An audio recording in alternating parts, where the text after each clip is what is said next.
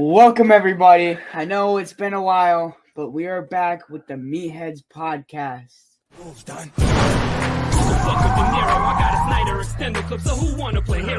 Go bad shit like Ozzy, I was born in the darkness. Oh, you the wolf, so we pull up and you're harmless. So pray to Burberry scars, stripping Perry on. Living like a comet, moving amongst the stars. $100,000 sports car.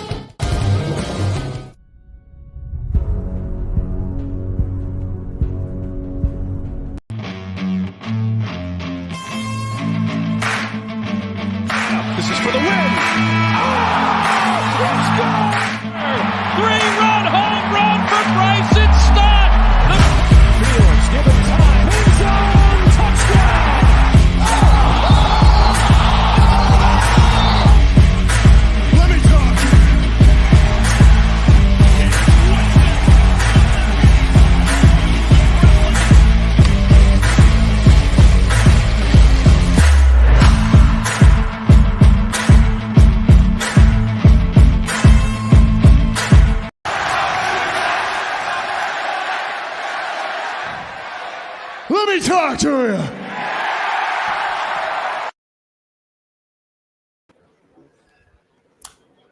Live from the Debate Network, it's Saturday night. Ladies and gentlemen, welcome to the relaunch of the Debate Center. And the man shouting at you is me, yes me, not DDP, but the greatest prediction champ in podcast history. Ask the man below me. I am your friendly neighborhood psycho, and of course, the notorious DOM.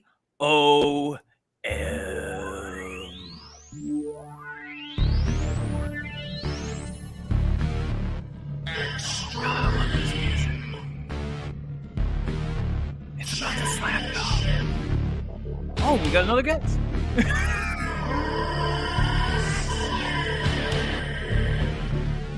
Let's go.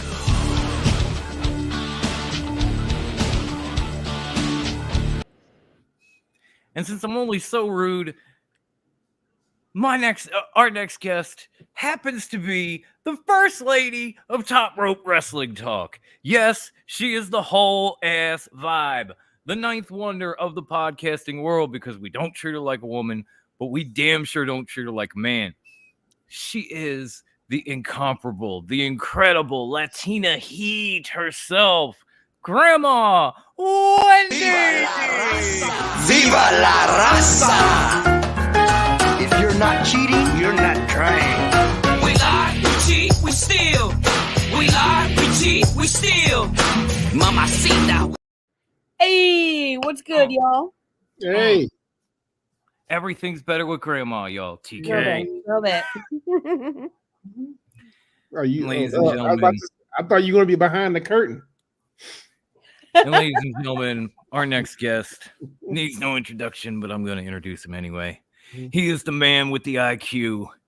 He is the man of 1,000 words. He is the man that constantly stays in the weeds and has mosquito bites all year round. He is the one and only Lieutenant Dan himself. What is good, Bankley? What is going on, man? Hey. You kicked in late. I'm sorry.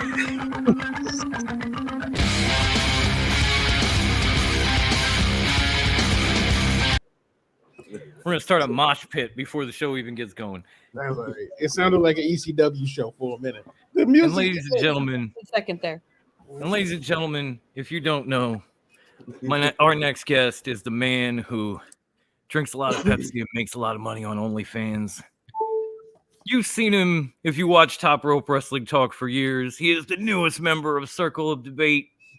He is the linchpin of the Debate Network. Big Sexy himself, Pepsi Phil, boys and girls.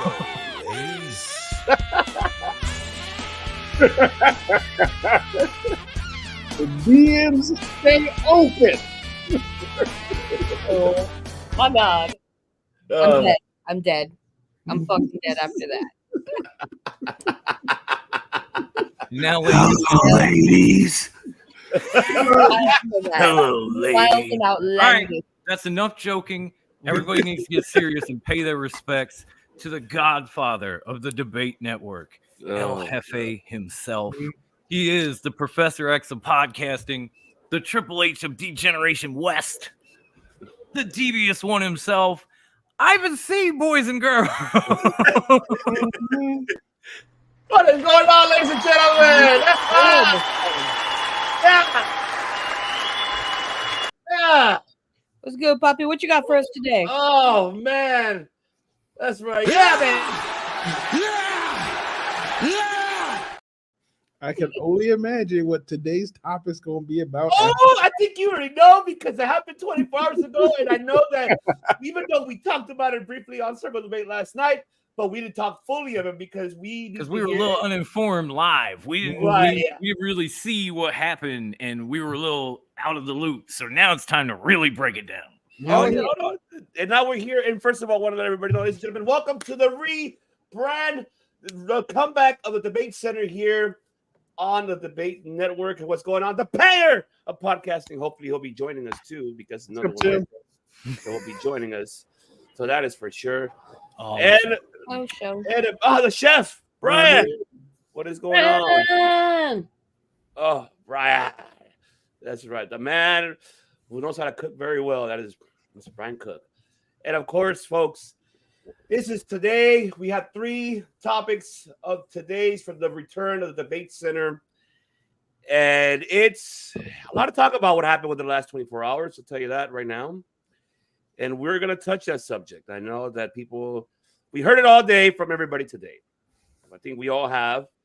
And I think it's the right thing to do to us to touch this topic because we saw what happened, of course, on the social media platforms. I don't know how many thumbs down they were giving on the freaking clip. It is the most disliked clip in WWE YouTube Like history. all the thumbs down. 235,000. All of them. All of it. And counting. Mm-hmm. And yes. The biggest thing here, folks, is will this guy ever finish the story? And I don't think he is because this man just came on 24 hours ago and just say, I got my console right here and the console is here. And now he is right here, right, beside Pepsi Phil. And that is Dwayne "The Rock" Johnson. As we did see what happened, of course, on SmackDown with Cody at the end of the show, letting Roman Reigns know, look, I had a console. Someone talked to me. And boom, if you smell came out, and this man came out along, and then eye to eye started to stare. I just want to say something before I pass it to you guys. All I could tell is that whole this is awesome chance. I'm sorry, WWE, you can't bullshit a bullshitter. That was not the crowd. I can literally hear the technology that it was really all that shit. Right. They had to really auto-tune that shit to make it sound right. I gotta download the crowd. That's T-Pain. Fuck you. I gotta finish downloading that. But today we heard. Yeah, we gotta make it YouTube friendly first temple. But it's great to see you. Yes, we will do that for sure. But we heard everybody all around the world of the pro wrestling community world on social media really not liking this. The fact is that this man is coming in and not allowing this man to finish his story. And the fact is that he mentioned that, look, well, I'm going to, no WrestleMania, but I will finish the story, but not yet, not at WrestleMania. And which is questioning all of us to this decision that why did the decision happen now? But as of yet, what we know by far is not conclusive as of yet, because we don't know if this is going to be for Elimination Chamber for Cody Rhodes and in Roman Reigns. We don't know.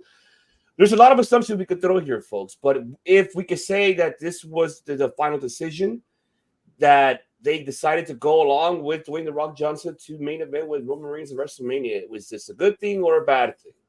So that is one thing that here. It's our turn to talk, damn it. So it's like we heard everybody else, but you haven't heard us yet. So you heard part of us last night. You heard the rest. Now you're about to hear the best. Exactly. Thank you, the notorious deal. Let me put it right very well. But we have down to the Mami Chula podcasting. That is, of course, Mami Chula Wendy. Floor is yours. I mean, okay, so I've said it before. I'm gonna say it here again. Oh shit! I forgot I had a Frosty. That's not what I've said. Wow, that was so. No, I mean, what if this is Cody's hard time? Like his hard times are that he has all these great matches, he has ups and downs, he has all these opportunities. Dusty's hard times was that what was that year of losses, and then finally. But what if his is that he never gets to fucking finish? Like he goes on this journey and he comes so close, so many 2 counts, so just this almost there, but nope, denied. What if that's Cody's hard times? Okay, my answer is a question. What if I said fuck that? I mean, honestly, Tired of adversity, tired of hard times. Cody had all that shit. I want the payout. So here's my objective opinion. The one thing we forgot is this is still entertainment, and if you want, basically, it's like The Rock and Roman. As much as it disheartens me to think about, in truth, that's entertainment. We don't like it because Cody's story doesn't get finished. But here's the thing: if you've ever watched a television show or British on BBC, how many times have they had a Christmas episode that makes no sense to the story, but it just gets thrown in there? It's not canon, but it's a thing that they do as part of the story in general. I think what this is, like, it's The Rock. It's like it's an opportunity to do some extra entertainment. Cody can still finish his story whenever. It would have been nice if it was WrestleMania, but there's always SummerSlam and the next PLE. I mean, I don't like it. I think from an Impact standpoint, it doesn't have the same weight when he wins the belt. But for them weighing, but basically, I mean, truth be told, this should have been a Saudi show as far as I was concerned. Yeah, if they still do Saudi, but I don't think they, like I said, The Rock didn't want to wait that long. His ego wanted to do 40 because I think who wants to wait till that long? I mean, The Rock ain't young, so he needs to get this out the way quickly. I mean, what is he like? I mean, he's pushing 50. So, somewhere in there, yeah. I mean, you're covering the entertainment side of it, Pepsi Phil. Yeah. From a wrestling and a business side of this, if the question is, will he ever finish the story? He better damn well. And there are ways that he could, and I think there's a lot of factors. One of them being, because we don't know yet, what the fuck is going on with Seth's knee? If Seth's knee is fucked up, they may have to take the title off of him like they did with Bobby Lashley in the Chamber a few years ago, where he got in it, he stood in a pod, they said he was hurt, he left, he never got in a match, he lost his title. If he's that bad and he can't make it to Mania, he could have to pull a Bobby Lashley part 2, as much as I hated it. And that could be Cody's move. It then leaves The Rock and Roman at WrestleMania, which is, I guess, a big match, but I am not excited for it because as many times as Dan came out of the weeds and said it was rumored, I am over it. But he will beat The Rock and then go on to face Cody at WrestleMania, whether Cody still has the world championship or not. By the time he gets to SummerSlam, he will have surpassed Hulk Hogan's title reign. And that's when Cody beats him. Yeah, that's a better story. Yeah. That's the wrestling business side of it. Do I like it? Fuck no. If Seth Rollins' knee didn't pop, would we be having this discussion? Probably not. We'd probably get The Rock and Roman in Australia. Because how many big matches do they save for the Middle East or for the first time they're back in a country or whatever else? Because after pandemic, they didn't go anywhere for a while.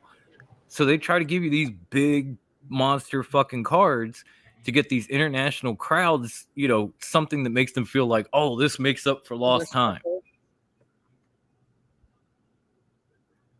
But between Seth popping his knee and Phil popping his tricep again, they're running out of options, and as we talked about yesterday, there needs to be a plan B. Plan B could literally be what they did with Bobby Lashley, where they say Seth's going to defend this title in a chamber, and he's going to stand in a pod, never get in the match, get hurt in the pod, get walked out, and somebody else will win the title without him even being pinned. Hopefully, he will get a rematch because Bobby never did to this day. No, he did not. Mm-mm. Still waiting on it. And that is dirty. That is dirty. By the way, you know how Bruce comes on here? Just side note, you know how Bruce comes on here and says Cody's a mid-carder all day? No mid-carder is going to get that type of response to somebody else taking his spot. The most disliked video in like YouTube fucking history. That's not happening for a mid-carder, Bruce. I'm done. Okay. Man of 1,000 words. The floor is yours. As funny as it may sound, I think that both Cody and CM Punk were going to get screwed. I think no matter what, that The Rock was going to do it, whether he got hurt or not at the Rumble. You've seen all these things of Drew mocking him. He actually did like a dark match, and he came out and he said, "It's clobbering time," and making fun of him. It was great. I saw when he came out and he did the thing where he like slaps yeah. And I think he posted it on X and was like, "I think we need to rename it."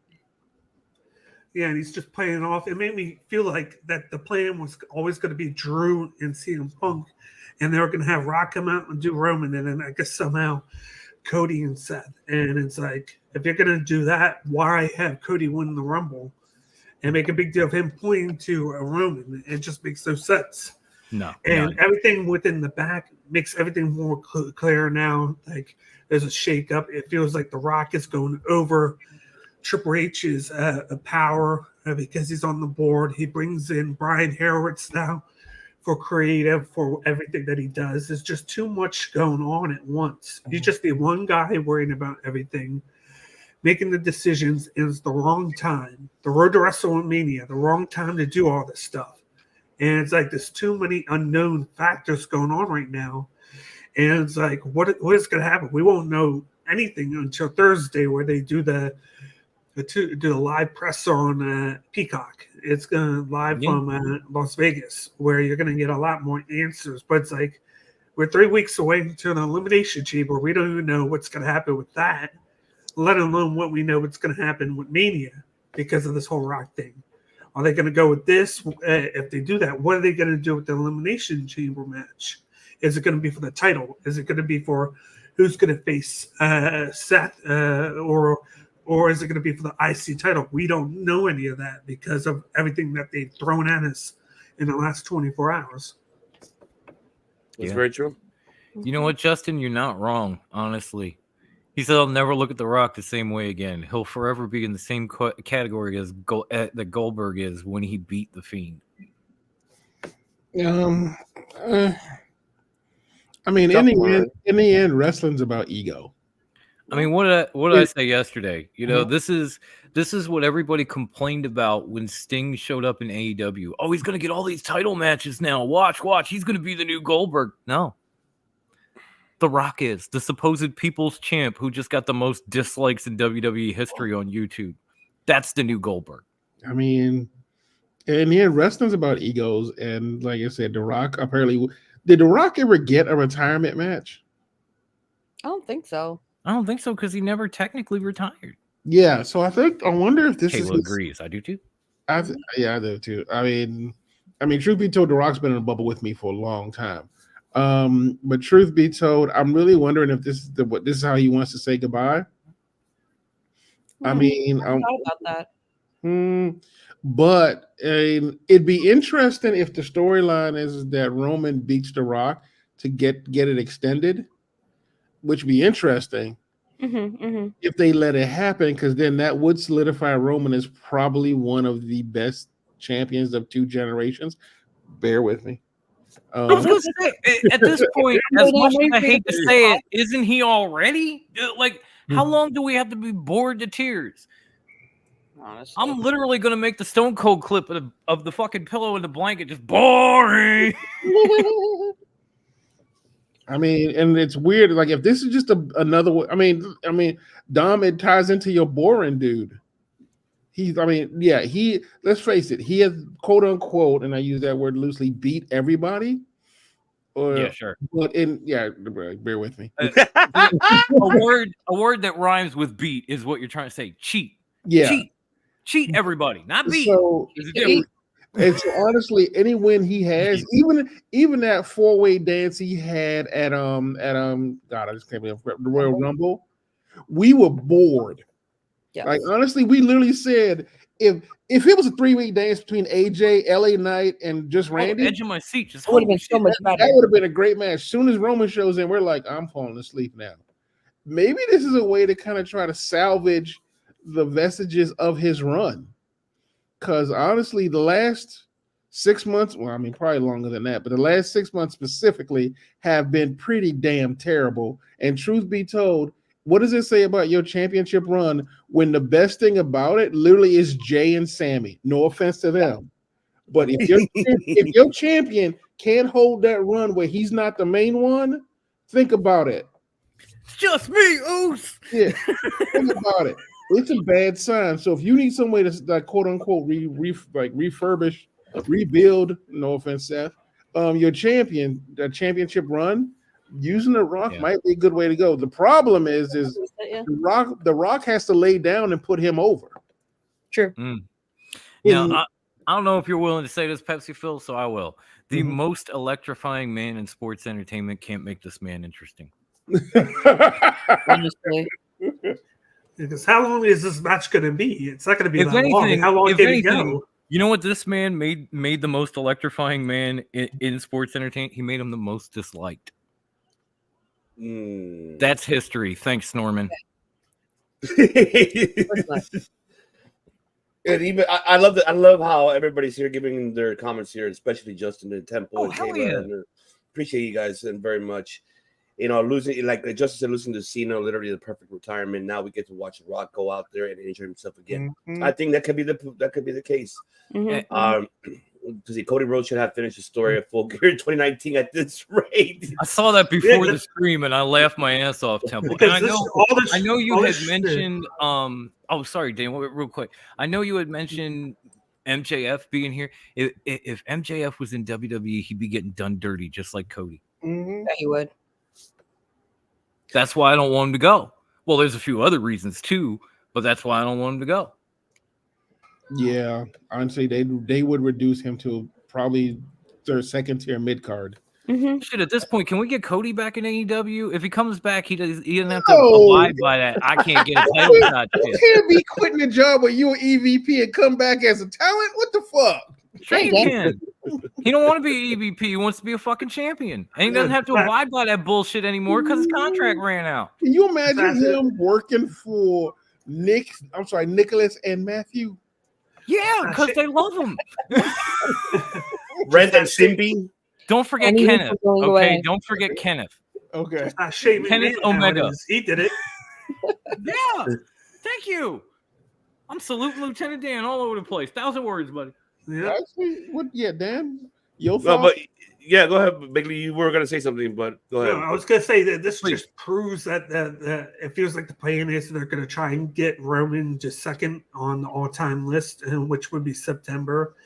It just so happens that the rumor, like we're gonna talk about this all the time, is the rumor is Survivor Series is gonna be at MSG. That's where Cody's father won it and then had it taken away. Yeah, the title, and then supposedly Vince made Survivor Series because Cody's father made Starrcade, and that was the rumor around making that pay-per-view. So for him to win it then would be kind of like an ending to a story there of this, but it still isn't winning it at Mania. It's not the same thing. You want to win it at the Mecca of all events, which is WrestleMania, not a second. Kind of like NXT bringing back Great American Bash because AEW was going to do some beach shit on TV. Yeah. And then you're going to have it do it.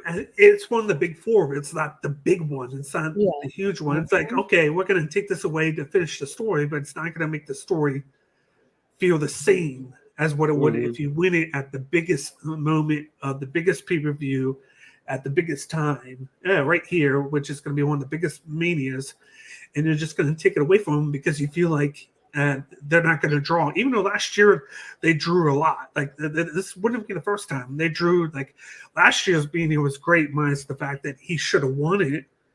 Like I That think it was night the Drew perfect was on thing. crack. Yeah, Well, you know why he didn't, but we all know why he didn't win. We all know why he didn't. yeah, exactly. Because And Norman. But here's the thing: I'm in the boat with Justin right here.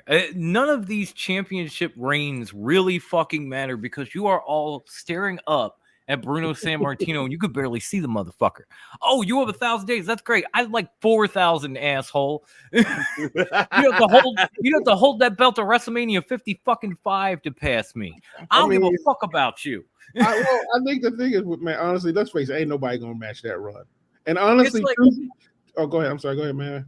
I'm just saying, it's like, you know, I love my Sixers, and Joel Embiid had 70. Somewhere, Wilt Chamberlain was looking down, going, "Oh, that's cute. I scored 100, motherfucker. How about that?"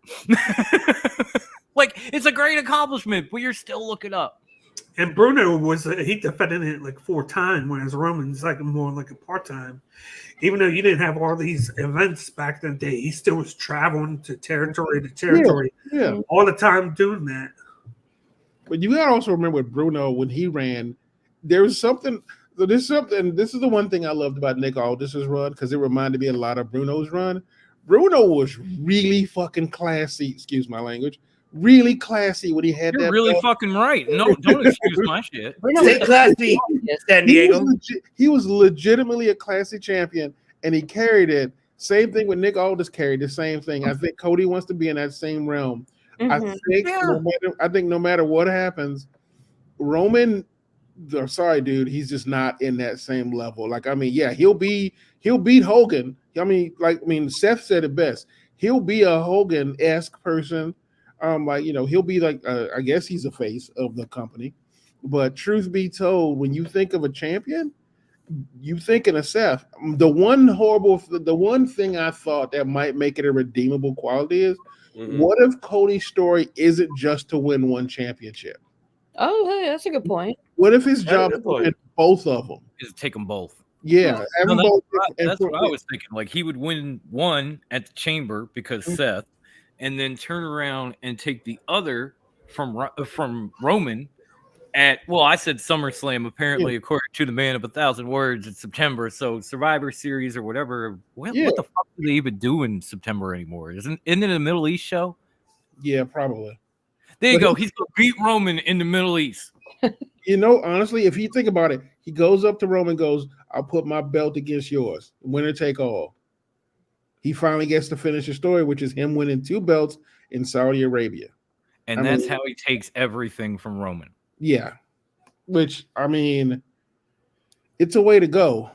I mean, I don't know if it's going to have the same sense of satisfaction if it goes that route.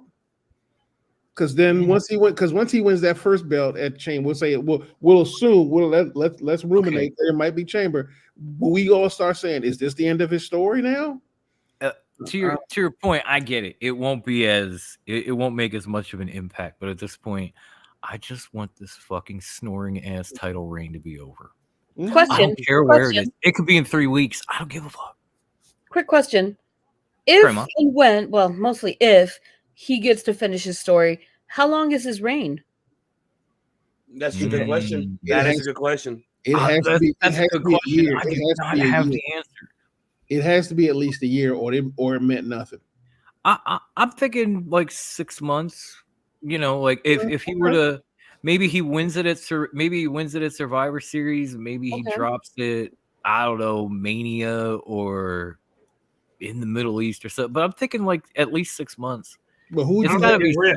I don't think it matters how long he has the reign because it's the money is in the chase, not the title defense. Yeah, it's all about him winning it. But who would you? I just don't want those. I don't want those smarks running around going, "See, he was just a transitional champion. Like, he was still a fucking champion. Are you?" And then there's part 2 of the question: who? Yes. Who? It's a new day. Yes, it is. I mean, honestly, that's a real question. I was thinking the same thing. Who takes it from Cody? And by the way, when I asked, "Are you a champion?" It's because I already fucking am like 22 times. So don't get at me. But okay, so if Cody were to win it, who would take it? How about LA Knight? I think that would make more sense. I would honestly, I'd be happy Because with if you think about it, if you really think about it, the two guys that were closest to beating Roman are Cody at Mania, True. and LA Knight in the Middle East. True. Yeah, very true. So I'm thinking it's either going to be him or Gunther.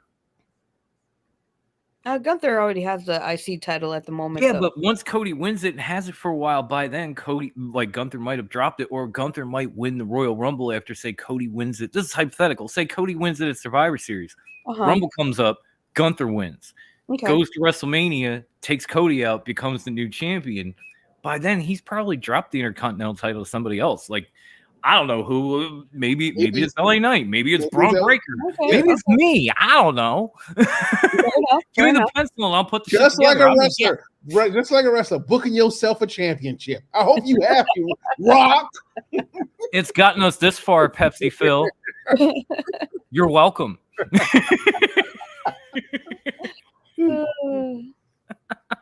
My title reigns have gotten 3 of us gigs. Lord. Bruce too, and he's sitting at home. Love you, high class. Oh man, it's really a tough one on this one. Here's the thing with if the crowd, especially with the boos and everything, with the thumbs down and everything else, even Justin mentioned on the chat that he saw the off air and the crowd was booing. So I do not disagree with Justin. I knew that's why I said why it was all bullshit with that. This holy shit, this awesome chance, that was all bullshit. And now you was all bullshit. That was all bullshit. I saw that clip that he was talking about, and the boos were echoing. You're like a bullshit. Pop H. I've been doing that to us. Bullshit, Triple H. I told you. Here's a side question. Here's a side question. I think we talked about it a little bit. How do we salvage this? How do we make this match wantable? How do you make people want it? All right, I had a different question because we now have the TKO group, right?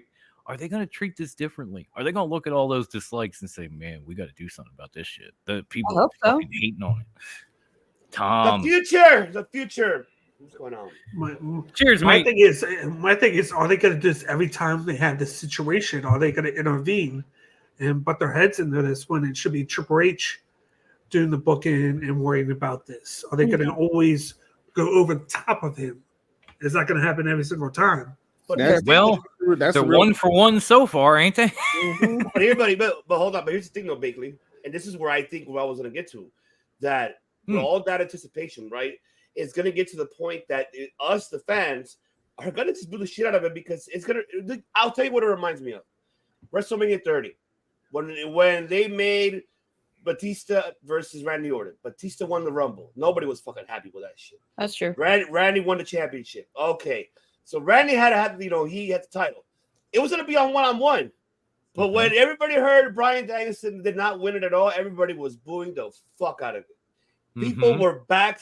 People were not buying tickets. People weren't even going live events. You were bum rushing the ring going, yes. None of that. Protesting the fuck out of it. Pour the ring down. For this guy not to show up. So I wouldn't be surprised if they do the same thing for this to be announced as the main event. As of right now, we don't know yet because it hasn't been announced yet. We only get teasers right now. We don't know. If it gets to that point, don't be surprised if the crowd will really be fucking booing. They'll do anything just to prevent that to happen. We know we know this is more marketable value. Besides being fans, we know this is a market value for a reason. And not only that, to keep this attraction away from the other piece of shit that brought all the attention with the bad ones. So I don't want to get. Well, yeah, but at the same time, I'm listening to the boos and seeing the thumbs down. Yeah, but is this really good for business? If people hate it that much, if they hate it, they're not going to come to it. They're not going to watch. It's going to come down to the point that Emmanuel has to tell Triple H and Nick Khan as well. Change the main event. I don't want this shit. We're not selling tickets. What the fuck is going on? It's going to have to go to that point. It has to go to that point. If it doesn't go that direction. Remember what we talked about last night? We don't know yet until we get to the main. We don't even know what's the card yet until we'll find out what is the card it could sell. It could sell, maybe not. We don't know. Besides these two individuals that are going to be there, we don't know. As of right now, it's going to begin the protesting, and it's starting already. Can I ask a question though? Go ahead. How is Emmanuel and the board coming in different than when Vince used to do it? Nah, I think we all know the answer to that one. Well, I mean, aside from that, think about it. Hey, pal. Think about it. Cody didn't win because Vince on Saturday showed up and went, "No, we changing it." How is that any different than Emmanuel going, "We want to change the main event from Cody"? Because he will be fucking seeing that his fucking stock values are going to go down. When you fucking see that is a problem. That's a major problem. Keep in mind, remember, they're a fucking stock marketing company now, combined with Dana White and in UFC, because he owns UFC. You think Dana White gonna be bitching like, bro, my fucking stocks are going down, man? What the fuck's going on over here? TKO. What the fuck did you do? Yeah, what you do? I mean, put that blonde-haired kid back in the main event. What the fuck is wrong with you? That'll be the last thing. But here's the thing, though. How long does it take for him to realize that before he has his hand in it, before he goes, "Oh, maybe I should stop doing this"? Like, I mean, that's the question. Though. Hopefully soon. Yeah, you would think soon. You would think at this point he goes, "Oh, we may not have should have said anything at this point."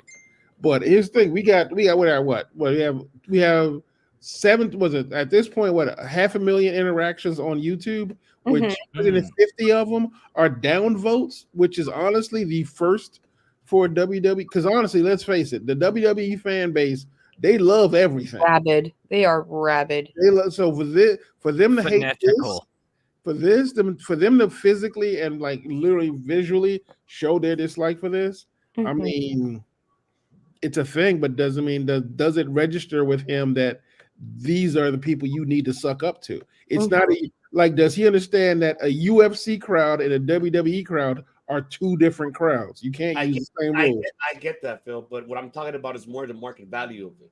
I'm not talking about the fans type of wise. I'm not talking about that. What I'm talking about is really more based on people that are investing on the stock market on this product. That's where it talks. But that's based on fans, though. If the fans officially hate it, the stock will go down because no one will want to trust it. That's the thing. They're tied into each other. But it's gonna be didn't the stock already plummet because Vince was holding on to all that shit and TKO was just like, whatever, you're on the board, you're cool. It did when they announced The Rock, it went up and then went down a little bit. But now it's gonna go. It just keeps happening. Get ready to hit the toilet, boys and girls. And I'd rather see Gunther surpass Bruno's record too. Nobody's ever gonna surpass Bruno's record, so it's fucking pointless. You can't say that much. You can battle. And WrestleMania 70, when they have robots wrestling, he'll probably beat Bruno's record. Yeah. Well, that's the thing, man. Like, oh, they're gonna battle for head of the table. Okay, Rock's chairman of the board. He wins.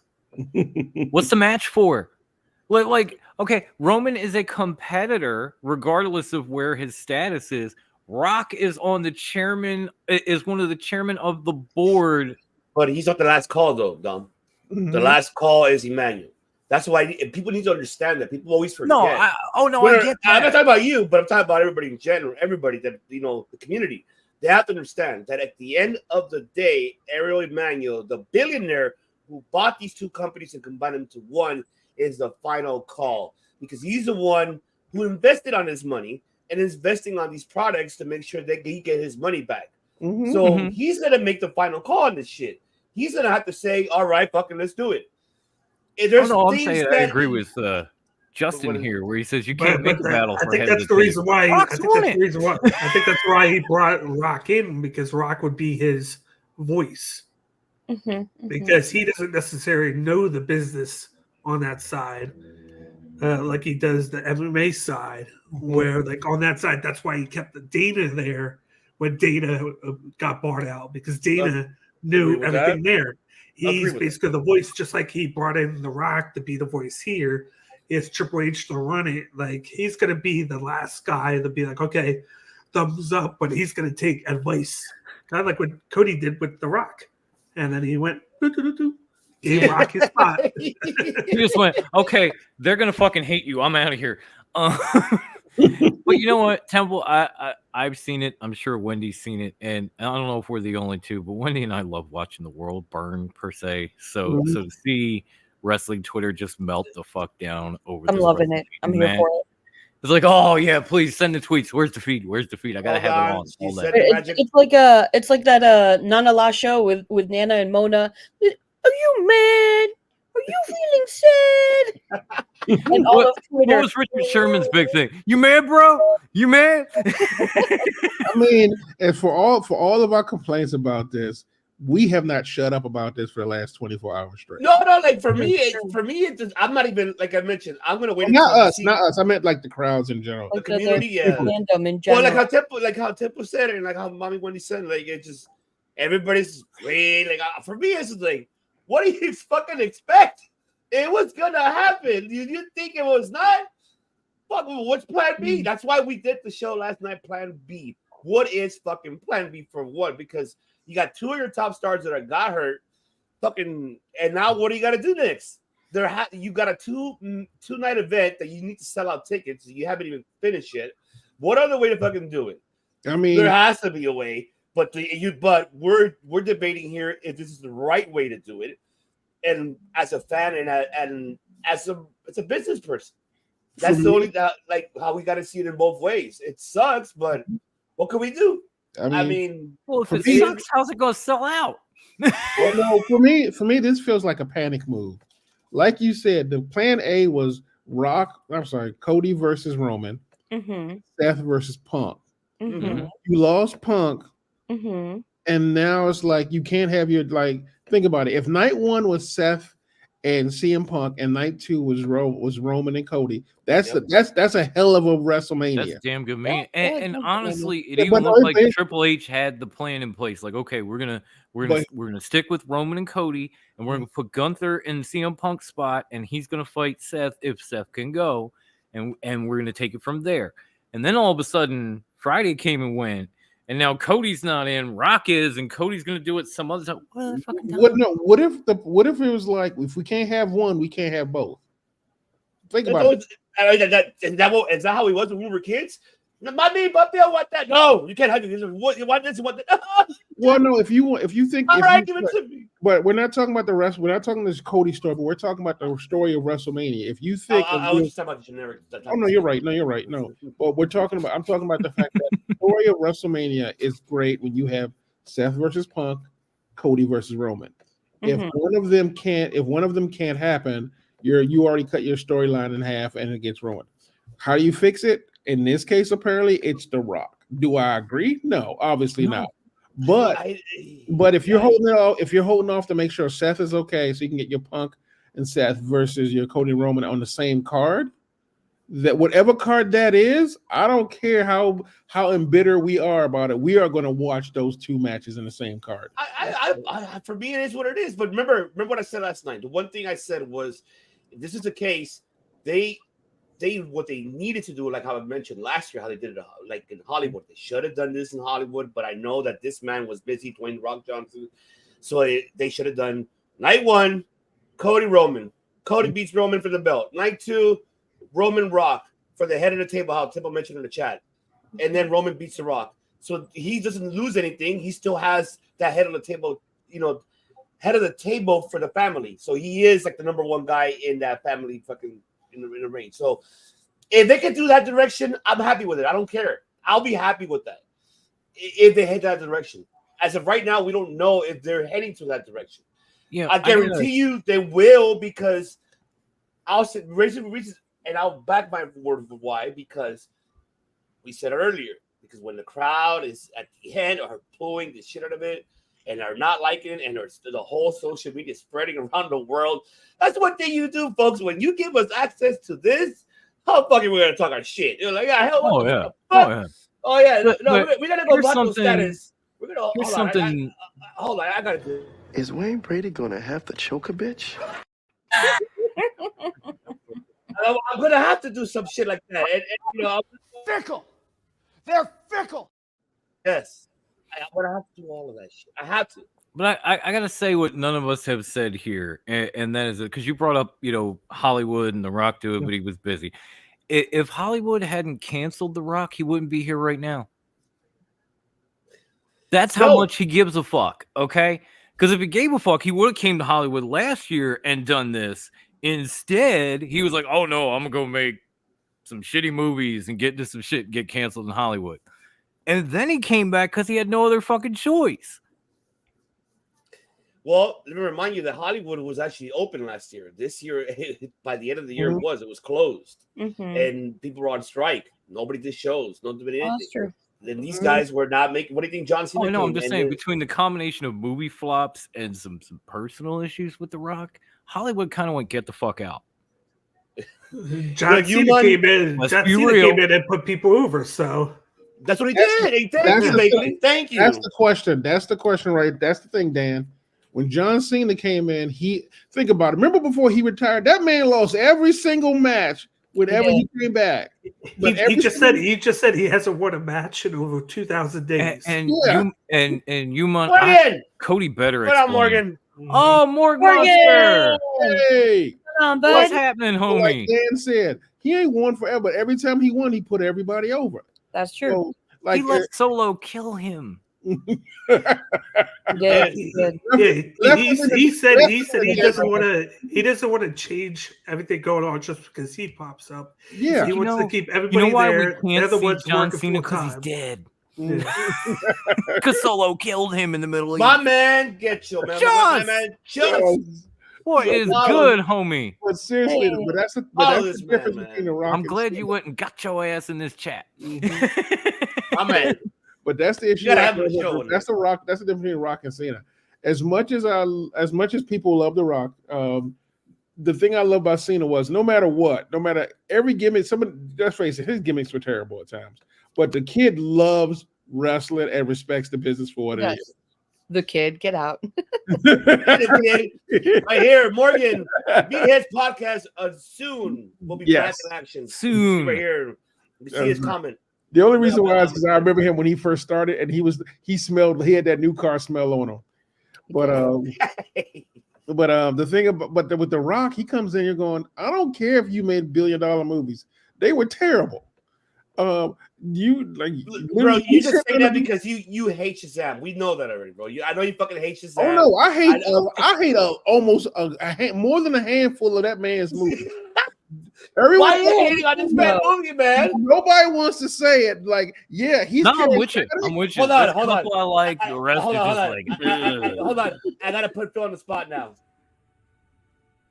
Zion! Don't get me wrong. Like, he's charismatic, but let's face it, them movies ain't been great. They've been good. The people are going to it just because they like The Rock. Yeah, it's like your nephew. Well, you know what? Let's ask Wendy that question. Wendy, have you gone to the movies because of The Rock, or you just gone because of the story of the movie? That is a great question. To be honest, I don't think I've seen any of his movies in the theater. I don't think I have either. No, that's not true. I saw Black Adam, but it's because the husband's a comic book geek, and he was like, "Okay, let me go tear this movie down and explain to you scene by scene why it's wrong." Oh God. And Pepsi knows what I mean. You know what I mean. You know him personally. You know what I mean. Oh no, I get it too. Okay. No, hold on. Let me ask Bakley the same question. I think Batista's better. Leave. Thank you. He's better. The man has far more. The man isn't Dune, for fuck's sake. He's far more respectable as an actor. He said it himself. He's not doing it just because it's a big movie. He wants to challenge himself, and he wants to try different roles. And honestly, people voted for him. I can prove Batista's better at one word: Drax. I'm done. Well, the funny thing about that was they did a poll to see who was the quote unquote the best wrestler turned movie star. First of all, I voted for Roddy Piper. Secondly, but Batista did win the overall vote. Batista did win. Yeah. So I was saying he should. Mm-hmm. Yeah. He's been in some. I mean, it took him a while to get there, but he's been in some impressive movies. Even John Cena's put out some stinkers. He's gotten better lately, but you know what? Been some stinkers. Oh my God, John Cena's fucking hysterical though. Yes. Oh yeah. The man is the funniest ever. If you want to see, do you want to tag? You never thought Henry Cavill and John Cena. Argyle is not a great movie, but seeing Henry Cavill and John Cena together, I swear to God, I know I want that. And it was damn good. It was actually good. The movie wasn't. That combination was good. Knock at the Cabin. He was brilliant. Yes. Oh hell yeah. Yeah. Yes. So I haven't seen good, that so one. good. Oh, it's good. It's good. Actually, I enjoyed it. I'll Actually, check It's not a movie, but Batista and John Peacemaker's very Cena. Let good. me say this much Yeah, about yeah, Peacemaker yeah. is so Cena. good. that show was awesome. That show was awesome. Seeing But John Batista and Cena John doing Cena something are that like two people raunchy. that I wish were like personal friends, just so that after I finish watching a movie, I could text him like, "Yo, that scene, my guy, you were fucking brilliant." I don't Fucking think killed this it. about The Rock. I don't think this about The Rock at all. No. I'm like, no, I don't want to be friends with you. Mhm. All I would get is like maybe a nice bottle of champagne around the holidays. Merry Christmas. Like, oh, thanks, Oh, Rock. human, one of my You- favorites of all Thank time. you, brother. Thank you. They Live. It's a horrible movie, and Roddy Steven Piper. Morgan. makes Okay. it Well, you know fantastic. what? Fine. We're gonna do this. All right, Mami Chula. I need you to do something for us on social media. Make a vote of these actors. Who is the best, wrestler that went into actors? Batista, John Cena, Dwayne Rock Johnson, and we could put one more name. Who should put? About Roddy Piper. You Roddy put Roddy Piper. Piper. You can put Roddy Piper or Hulk Hogan. We should make a vote of that. Mhm. Fuck I Hulk saw- Hogan. I saw Piper in Highlander, the TV series. The Miz. No, I'm just kidding. Hulk Hogan. never Marine made a fucking 543. movie. Any? First of all, don't nobody in here do some Marine slander. I have seen every one of them damn movies. I am can't help riding, you got too much time on your hands, Brett. I am I riding stopped down at one. that. I am riding down. I was in it with John. Oh, here's what. Why did he do Stone Cold? He's been in movies. Oh, Terry oh, Funk, Oh Chris- yeah, he that's a had- good one, Bagley. You're right. I forgot Steve Austin Was was great. First of all, Yeah. I'm He's not gonna reading lie. The Longest Yard. Here's the thing. I love Steve. I ain't gonna say that man got the largest range, but he definitely is. Wait, did fun he to mean watch. Terry Crews or Terry Funk? Oh, Terry Funk. That's what he said. Terry Oh, I Funk said, was, don't Terry forget Funk was in Oh, some- from Roadhouse. Yes. Roadhouse. Got Terry Funk was in Roadhouse. Okay, in this Who post, the so far I fuck is have that guy Batista, now? Hold on, I want to hear Rock, about me. Hang Piper, on, time, Austin, time, who else? Wait, say him again, Grandma. Batista, The Rock. Oh, John Cena. Shit, my man. I forgot my man, John Cena. John Cena. Mhm. Are we gonna go? Are we I doing? spelled it Stone? John Cena. Are we You doing? busted a Santino The Marilla? Spanglish way. No. She busted a Santino. You got a big mouth, John Chena. Chena. John Cena. That's exactly how I spelled it. So That who lives else in did my head we forget? rent Did we forget anybody? Okay, so it was Batista. So we have Batista, The Rock, Piper, Austin, John Cena. And Was We Austin gotta in there? we gotta put Hogan in. We have to put Hogan in We do Why not have to put Hogan? Hogan in. because Trouble in Paradise. Mr. Nanny. Fuck oh, that. that's rough. The Miz. All right, that'll be the last one. The Miz. So we put the Miz in. We'll put the Miz over the Hulk. He was in Rocky for like 2 minutes. Yeah, he was Thunder Lips. That was like his best part. I mean, if you if you really want to put it, you can put it in Fabulous Freebirds because they were in Highlander for 2 minutes. You know what, Morgan? I have to give. I will give an honorable mention to Randy Savage just for Boom Souls If he could have gone that way, if he could have thrown them in, he might as well throw Edge because he was in Highlander too. No, I said honorable mention. Edge is We're not in putting him on a Percy poll. Jack. Edge is in Percy Jackson. That too. Edge was in Haven, which was a great fucking Yeah. show. At least for a while. The last couple seasons got weird. Oh, But a that's right. great Suburban fucking show. Commando, Brian. I forgot about that movie. Oh, that's Oh, right. God, I didn't. Oh, yeah. Posted. Awesome. I Simple. love it. There it is. I mean, Temple, I did see him in Vikings. I thought he was great in that. Technically, in Haven, he was only supposed to be in 2 episodes. They loved him so much, they kept him They in kept him around. for the entire almost the entire show. See, He came in like end of season 1 and he stayed Yeah. till like the bitter fucking end. Mm-hmm. All And I mean right. bitter because those last couple of seasons were weird, but that, I'm but not. that First of show. all, I'm not gonna lie to you. When the first time he left wrestling and came out under his real name, I'm like, I don't know who the fuck this is, but he looked like Edge. Raul, I can tell you the one thing. I think Even Christian got into everybody's Uh-huh. thinking about that. Everybody is. I mean, That- you could also include Cody. Cody was also in Arrow. He was. Was indeed. That's how Stephen was. Amell drew the Bullet Club. Oh, Bullet Club, yeah.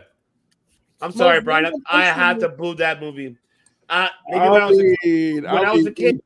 When I was a kid, it was different. But now when you're an adult, you're like, what the Man, fuck when is I was a this? kid, Zeus gave me nightmares. Are I you was fucking about to kidding say, me? No Holds Barred gave us Zeus, so I can't hate I on can't it. knock it. Which eventually led to I- Debo. Look, I'm not knocking. I'm not Rest in knocking. peace.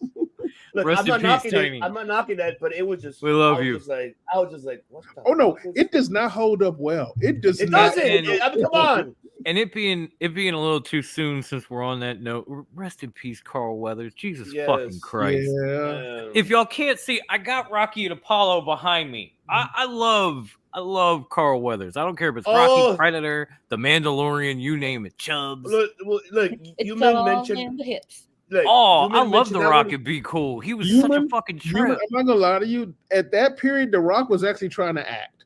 Yes. He was such a fucking trip, Well, that was- especially when he's trying to shit on at the cowboy place and he looks at his ass and goes, "Scorching!" Well, that was I just died. I fucking Look, died. that was his first like big movie ever. I Yeah. think, you know. Yes. So I saw. Yeah. I remember my mom loved one of the Disney movie he did. look, all I know is Game that plan. before anything, folks. fair? Lana. Look, before anything, final thoughts on this week. Moving on our next topic. Any final thoughts? I mean, I think we said all we can What are we say. talking This one. about? All right. Fuck Mami Roman. Chula, That's my final thought. Before we move on to the next topic, Mami Chula, let them know where they can make their votes. The one he put out Oh right now. yeah, check it out. I put it in the Top Rope Wrestling Talk group. That's our on our Facebook. Message you me can the find us link and there. I'll put it in the live chat. Oh yeah. Absolutely. That's right. I want to see everybody's votes on, and I would like to see who's the winner on that because, man, if people says the Miz, I swear I will lose my. I'll be. Oh. The mid. The fuck? That's obvious. Send it to you through the chat. Okay. Kevin Hart, and he's a C. Oh, I know what you're talking about, Morg. I know what you're talking about. That one was funny. though. CIA. Yeah. Oh, that's right. That was a good movie. That's when That Batista wasn't a turned bad cool. movie. It was weird, but it wasn't It was bad. good. Seeing It was Rock as a good. fat kid was funny as fuck. Mhm. Oh no. Central Intelligence. What was the one? Central Intelligence. That's it, not CIA. Central Intelligence. Yes. Well, CIA is the I Central. mean, technically, we could. That could be the case, bro. Close. I mean, Maybe CM so. Punk. There we go. CM Punk was in heels. The He link was is indeed. posted 9 times over in the chat. Well, no, not necessarily. DOM is posted right on the Oh, I Facebook know. It's on the group Facebook, the and on the YouTube, and on YouTube, the Twitter, both the Twitches. I feel the most random acting, like I was not expecting it, Yeah. was Kurt Angle in Warrior. Yes. Word, Oh, Cobra shit. the Russian. Kurt Yeah. did okay in that though. He did okay. Kurt Angle playing a did- fucking yeah. Russian. He didn't have to say a single word. He just had to go in there and like fight Triple a H match. and That's it. Blade. Oh my god! I remember yes. that too. Oh, Yeah. God, Blade yeah. 3. Yeah. Yeah. And he had that the was so he had the good. vampire Pomeranian that kind of had the He Resident did it. He Evil did mouth. all right. He did all right. I He did enjoyed what- him. Hysterical. Him with Parker Posey was amazing. I'm sorry. That movie was terrible, but he was pretty good in it. Tempo, the only thing I said about Kevin Nash when he was good at the Super Shredder. That's it. That's all he was He good was- at. Oh yeah, he was. He had a No, bit Kevin part. Nash. Now he had a Kevin bit part. Nash. No, Kevin Nash was And longest fucking yard. hysterical Tell him. in the longest yard. Yeah. Thank you. That's With well. the The longest estrogen. yard, and he had a That's- bit oh, part. yeah. He's like crying all Bit over the part place. John after Wick, other people and that go shit for was it. good The too. best. He also, speaking of, he also played the Russian in the first Punisher movie. Yep. He did indeed. Oh, He yeah, did. yeah. Oh, yeah, But- yeah. But the Yeah. longest yard was probably my favorite Kevin Nash role. Fucking Like especially hysterical. when they replaced the steroids with estrogen. Mm-hmm. Mhm, mhm. I'm so sorry, I care. All right. So let's move on to the second topic, folks.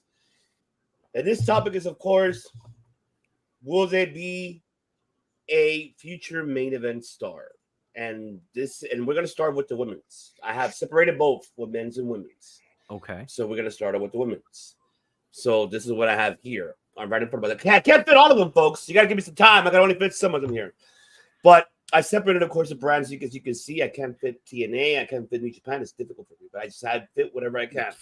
So on this case, of course, I put this woman in the middle because she made her debut in the Royal Rumble, which I'm excited to see what future be holding in the WWE. Of course, either she would decide Raw or SmackDown. We saw what happened on SmackDown. She had the highlight of her meeting with Nick Aldis, and then we see, of course, Adam Pearce.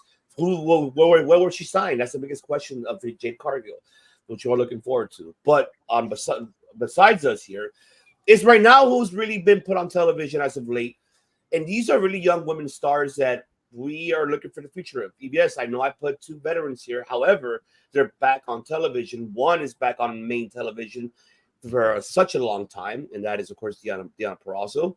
No disrespect to TNA, but it's just a market value doesn't have it. How WWE and AEW has it. On the other hand, we have Naomi Trinity, who came back to WWE, and we've seen what she's done in her career in WWE. Left, we've seen her what she's done in TNA has done fantastic. Well, I said it on the debate network probably before.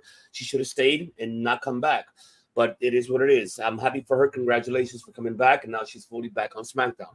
But the other women here that are surrounding these women are the ones that we have to keep an eye on. Roxanne Perez is going to have a great matchup tomorrow at Vengeance Day. We have to see how she is. Laya Valkyrie, who will be defending that title as well. We have to see how that's going to turn out to be. And also her future as well, because she has one win that people was like, oh, my God, she beat Becky Lynch clean. Yes, I know, but that's just the beginning of her future. We don't know what's going to be. Right, what do you do now? Ivy Niles, another one that has been since she came to the main roster, has been really doing great, but still hasn't given the opportunity where I feel that deserves to have. We got Tiffany Stratton, who made her debut on her match on SmackDown last 24 hours ago, again defeating Mia Yim, which I hated because I love Mia and she needs a push as well. And for God's sakes, man, Poor Michin. No, I know Michin they're burying her. What the fuck's wrong with you? And of course, BFAB, who made her decision of going alongside with Bobby Lashley's group, which I wasn't surprised, because I think it was the right decision. And I think it's something for her to have and give her future. So I'm looking forward to what's going to be her future. On the AEW side, you have the TBS champion Julia Hart, who rebuilt herself fantastically from a cheerleader, like hey, to becoming the female Undertaker woman, the dead woman right there. And then another one alongside with her, probably that's gotta be Sky Blue instead of Kane. This will be that. So because she went from high to like the big blue glute machine. I don't know if she's possessed or something. I don't know what's going on there. And then you have Mariah May, who we know her credentials from from Stardom. And Bacon can vouch for that. We know her credentials, what she's done in the ring, and have done everything fantastically. But this is the beginning of what we're seeing here on national television in America.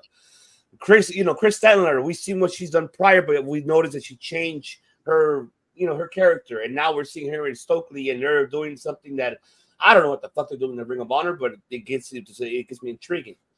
But there's more names I could throw out there on the women's division side. I'm anywhere, even in TNA, even on in Stardom. Besides AEW, there's a lot. Even in NWA, the women they have, and in the independent circuit overall. But what is the future? And I'm talking about national television here, folks. What is the future of these women? Can they be a main event star? Who do you feel could be the main event star for you down the line in the future, especially here at the year 2024? Who has that potential to be like the main event star? Have we seen back at our times, like in the Stratus style, the Stratus, the Litas, we can even go back to God versus Soul China, because she was there as well. China, whether people like it or not, you gotta give her credit. So and right now, Sasha Banks, we could say Naomi, Mercedes Moné. We see, Becky Lynch, she made her prime. Charlotte's made her prime. Britt Baker made her prime. Thunder Rosa have made her prime as well. There's a lot of names out there that has been in the main event level on national television, internationally, besides in America. Biggest question for everybody here. This is why there's a topic. I bring this up because it's a new future of these women's. And women power, baby. That's what we have here. My right-hand woman who takes care of everything here on the Debate Network, Mama Chula here. But that's right. So the biggest question for everyone here, who is, you can name more than one. It doesn't have to be, but you name however you want. You want to do a top 3, top 5. I don't care. The floor is yours. Of course, to start off with the woman power right here, and that is the first lady. There's a woman in the room. What? Technically, yes. Get her out of here. What the hell? Remember the whole 9th wonder of the world thing? Vaguely. I don't know. I feel like I just got distracted by what Brian said. I agree with Ventura. No, like I feel Naomi definitely when she went away and came back, she definitely showed that she has that star power. It becomes a question of will she be booked like a star? Or are they just gonna treat her like, back to mid, whatever? Jade Cargill, she is a star. They just need to turn all eyes on her. Like that woman, she eats, sleeps, walk, talk, stardom. Like she's fucking the one. Like she don't shoot her to the moon. She is the fucking. She's the To the moon. Sorry, I had to do it. I'm loving what they're doing with Julia Hart and Sky Blue. I can't wait to see them do more with them. They definitely should get pushed. And I could see Julia Hart being the women's champ at some point. I literally forgot who the champ was over at AEW. Tony Storm. How could I forget Timeless? Shame. Shame. Ding-a-ling-a-ling-a-ling. I don't know. For me, it's wait and see kind of thing. I don't have like a numerical order of anything. I'm just enjoying what I'm seeing, and I have high hopes. I just hope they all get booked right and they're not treated like sideshow acts, and we get more of them as opposed to the usuals that we get all the time. Like I'm tired of Charlotte constantly getting that title. Like good on her, whatever, but there's other talent that deserves those pushes. I love it. I Well love said. it. Bobby. Well said. The man of 1,000 words. The floor is yours. Brian. It's Tiffy time. Also accurate. Yes. Yes. Well, No. I'm all about Tiffany Stratton. I think she should be shot to the moon. I think she has the To the moon. Sorry, I had to do the moon. personality. She can work in the ring. I like Jade, but I don't think she can work in the ring right now. I think she's more of an attraction. She has to build everything up. She's not going to be able to go 20 plus minutes. I feel like she Ivan is hits clip. one. Well, I like her. I think she's going to be successful, but I think she's going to be more of an attraction. Whereas I think Tiffany Stratton's going to be like 4 times. She's going to be able to go every week. You're going to see her day in and day out, and I think that's going to be a more important thing there in that fact. And they shot her up. She signed her contract, and she wrestled right away yesterday. I thought that was a big thing against Beach, and then you had her going back and forth with Naomi on social media. This cool thing that they're doing makes me think that they're going to do a big storyline between the two of them, maybe at Mania or something like that, where you have Tiffany Stratton get a big win. They like her. They shot her projection up very quickly. I think she was only in NXT for a year. I like the way he didn't say it because he realizes Ivan and I have Tourette's, so we're gonna go to the moon. I like her. Of course, I like on the AEW side. I really like what Julia Hart is doing. I like the potential of Mariah May. I think she has the potential once we see her more, but there's a lot more that we have to go through with her. She's only wrestled twice, but knowing me and Ivan, we've seen her in Stardom, and she's done a great job there. She was only there a year, but it progressed her career tremendously. And I'm liking the future of like they're doing this thing with her and Tony Storm, kind of like Trish and Mickey James. It's exactly that's what I was going to say. She's thing. Mickey James light to Tony's Trish. Lately, I gotta play this for you because fuck you. That's why I love you. Fucking love you. Jesus. Yeah. My boy, Blue, where are you, Blue? Damn it. Come on. Blue. There you go. Hell yeah. I almost found it before he did. You're my boy, Blue. And I'm attached to Ivy Nile. Like, if you've seen her on social media, there's a thing going on between her and Jordan Grace. Between the two of them. I like that. I don't think she's ever going to be a big main event town, but I hope that she gets pushed and her value and what she can bring to the table gets recognized, and she's used like week in, week out. I don't want her to just be, I'm going to show up and then we won't see her for 4 months, because she has just the build. She's improving on the mic. She's showcasing in big time. I think the Royal Rumble, she did a great job, especially with the thing with Jordan Grace, and I like everything with that. Oh, Look, Masha. yeah, but look what Temple mentioned about Stephanie Baker. I forgot about her. I mean, yeah, Stephanie too, but Masha.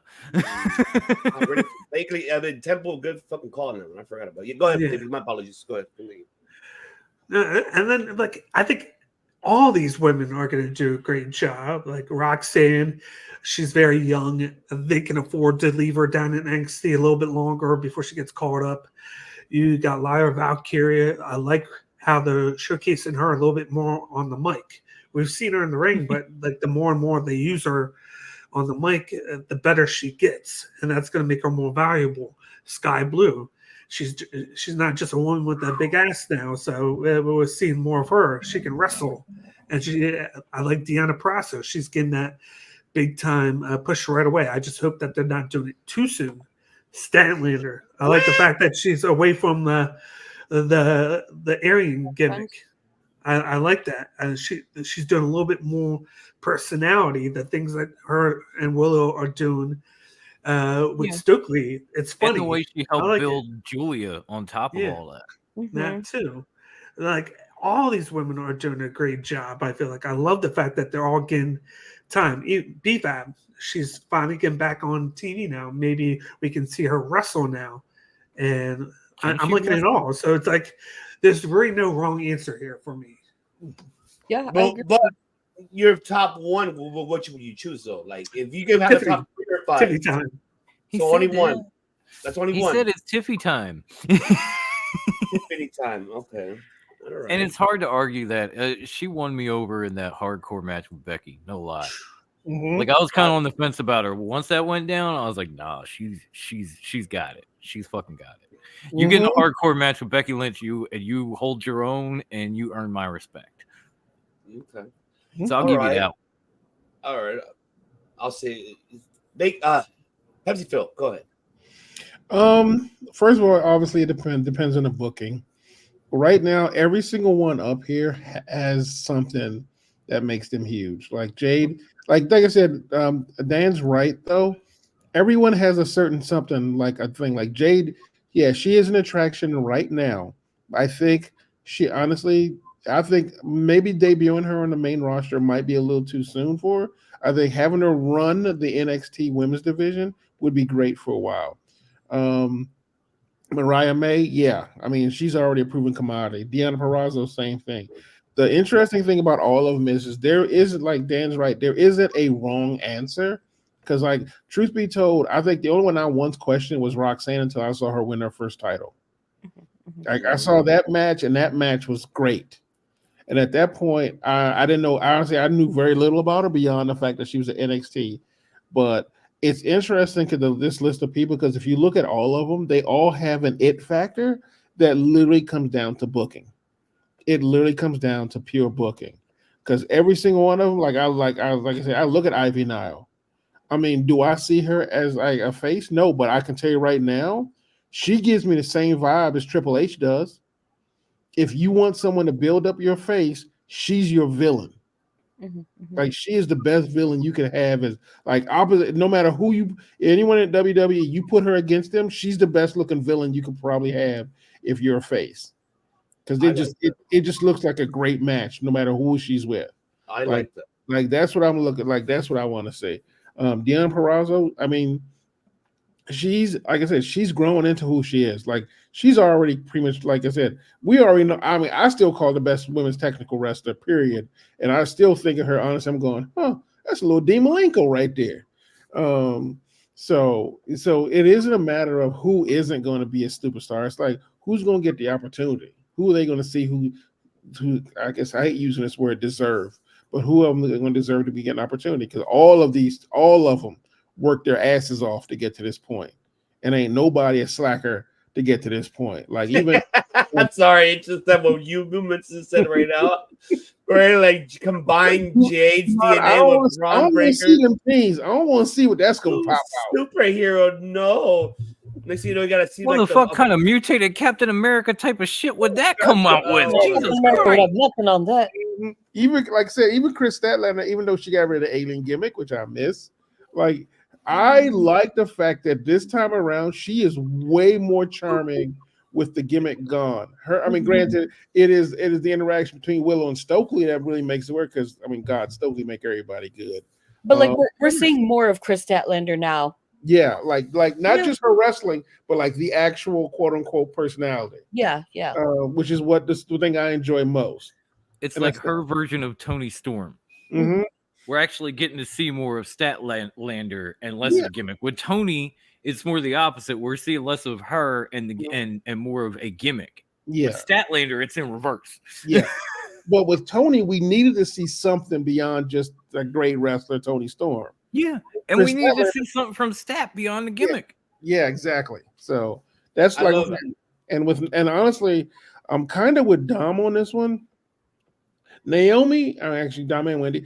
Naomi's amazing. She proved the fuck out of her at her time at TNA, legitimately. And I'm with Dom. Like the glow shit needs to go. I accept. Not feeling it. Never was. I accept it for the Rumble, but she can finally let that shit go now. You don't need to be the glow girl. You don't need to be the cheerleader. You don't need to be like the club dancer woman. You don't need to be Nicki Minaj on Wish.com. You can just be Naomi. Yeah, because like Naomi, because her character at TNA was just it's just Naomi being herself, beating the shit out of people, which was great. Wasn't she fighting under her real name, Trinity? Yeah. And the best segment she had was when she and Jordan Grace would fuck with each other. Yeah, literally, those two fucking with each other was comedy gold. Oh, I'm sorry, but Temple Facts. Mm-hmm. Lyra and Miko. Oh, that was a badass match, though. That was a banger. Exactly. Hey, but shout out to you, Temple, that you were there in attendance live. So if I'm gonna pick the top three, I mean, obviously. I don't know, Brian. I have no idea. What do you? I have no idea. The Braun Breaker Jade DNA thing. Yeah, they're trying to make Solo or some shit. Exactly. Jade is on that list because honestly, they are pushing her in that direction. They really are. Do I think she can pull it off? Yeah. Mm-hmm. Yeah. I think the engine that is WWE will help. Yeah. And there is another thing about we'll just do it ourselves. There's enough legacy talent at WWE that can help her get along. Yeah, that's actually what I was gonna say. But thank you. Yeah. So that's one. Two, I think Roxanne, man. Like Roxanne. This new look, if she becomes don't have to put on the red light. Roxanne. Put on the red light. Sorry. If she turns heel like we suspect during the next pay-per-view, that for me will be great because like I really do want to see her heel persona. I'm happy with B-Fab because God, as much as I loved her gimmick with the Ellie Knight called him, I forget what Hit Row. Yeah, he would Hit Row. I feel like they were holding her back. Mm-hmm. Who better than Top Dollar? Everyone apparently. But in his defense, he is back on the road. He's healthier and he's trying to become better than he was.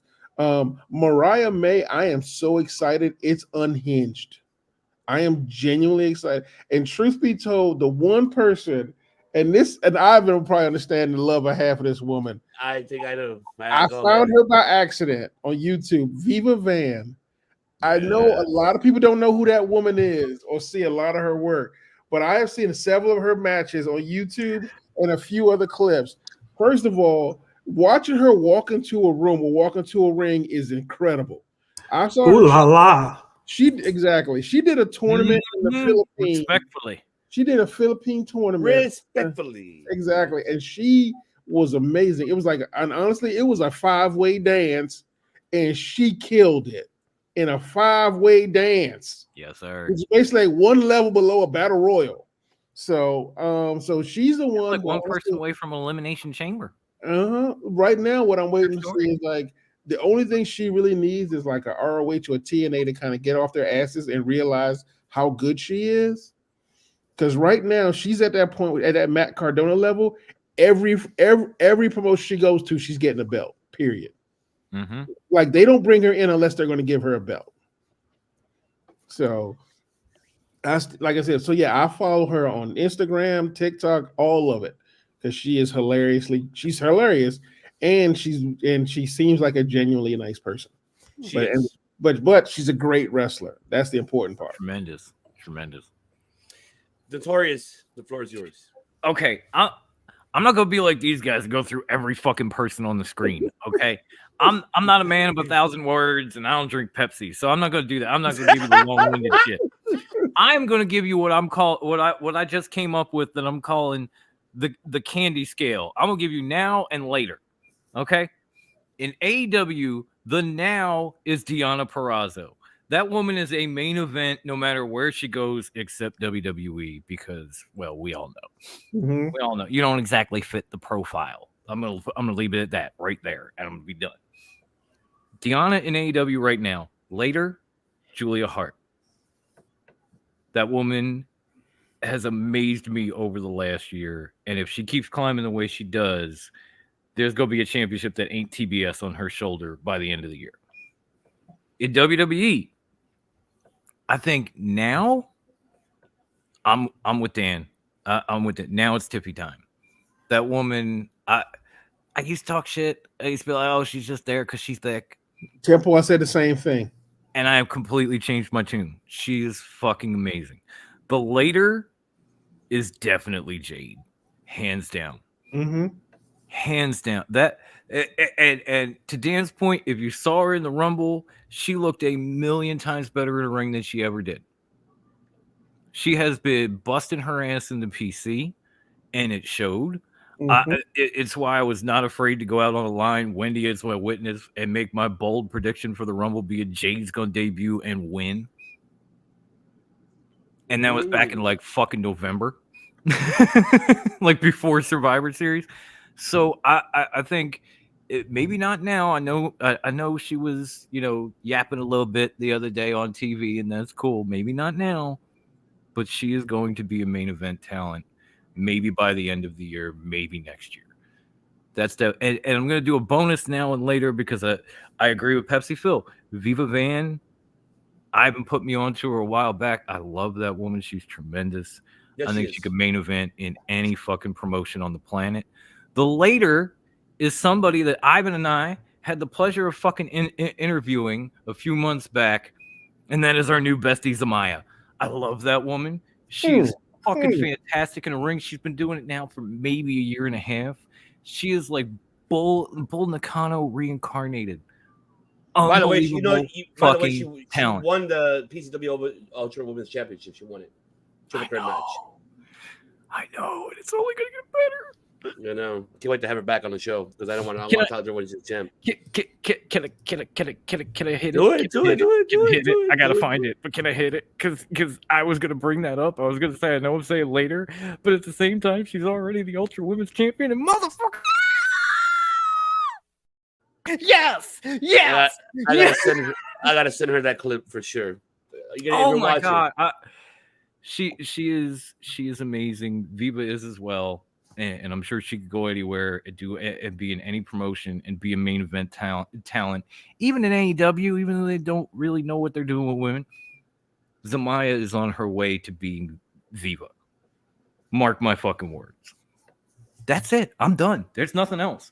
I don't have to cover everybody on the screen. I'm not handing out participation trophies. I'm not Oprah. You get a shout out. You get a shout out. You get a name drop. No, I'm done. Okay, all right. Let's see. Well, before I go, I want to hear Temple's. Let's see. My top three: Tiffany, Laya Valkyrie, Deonna Purrazzo. No disrespect to the ladies.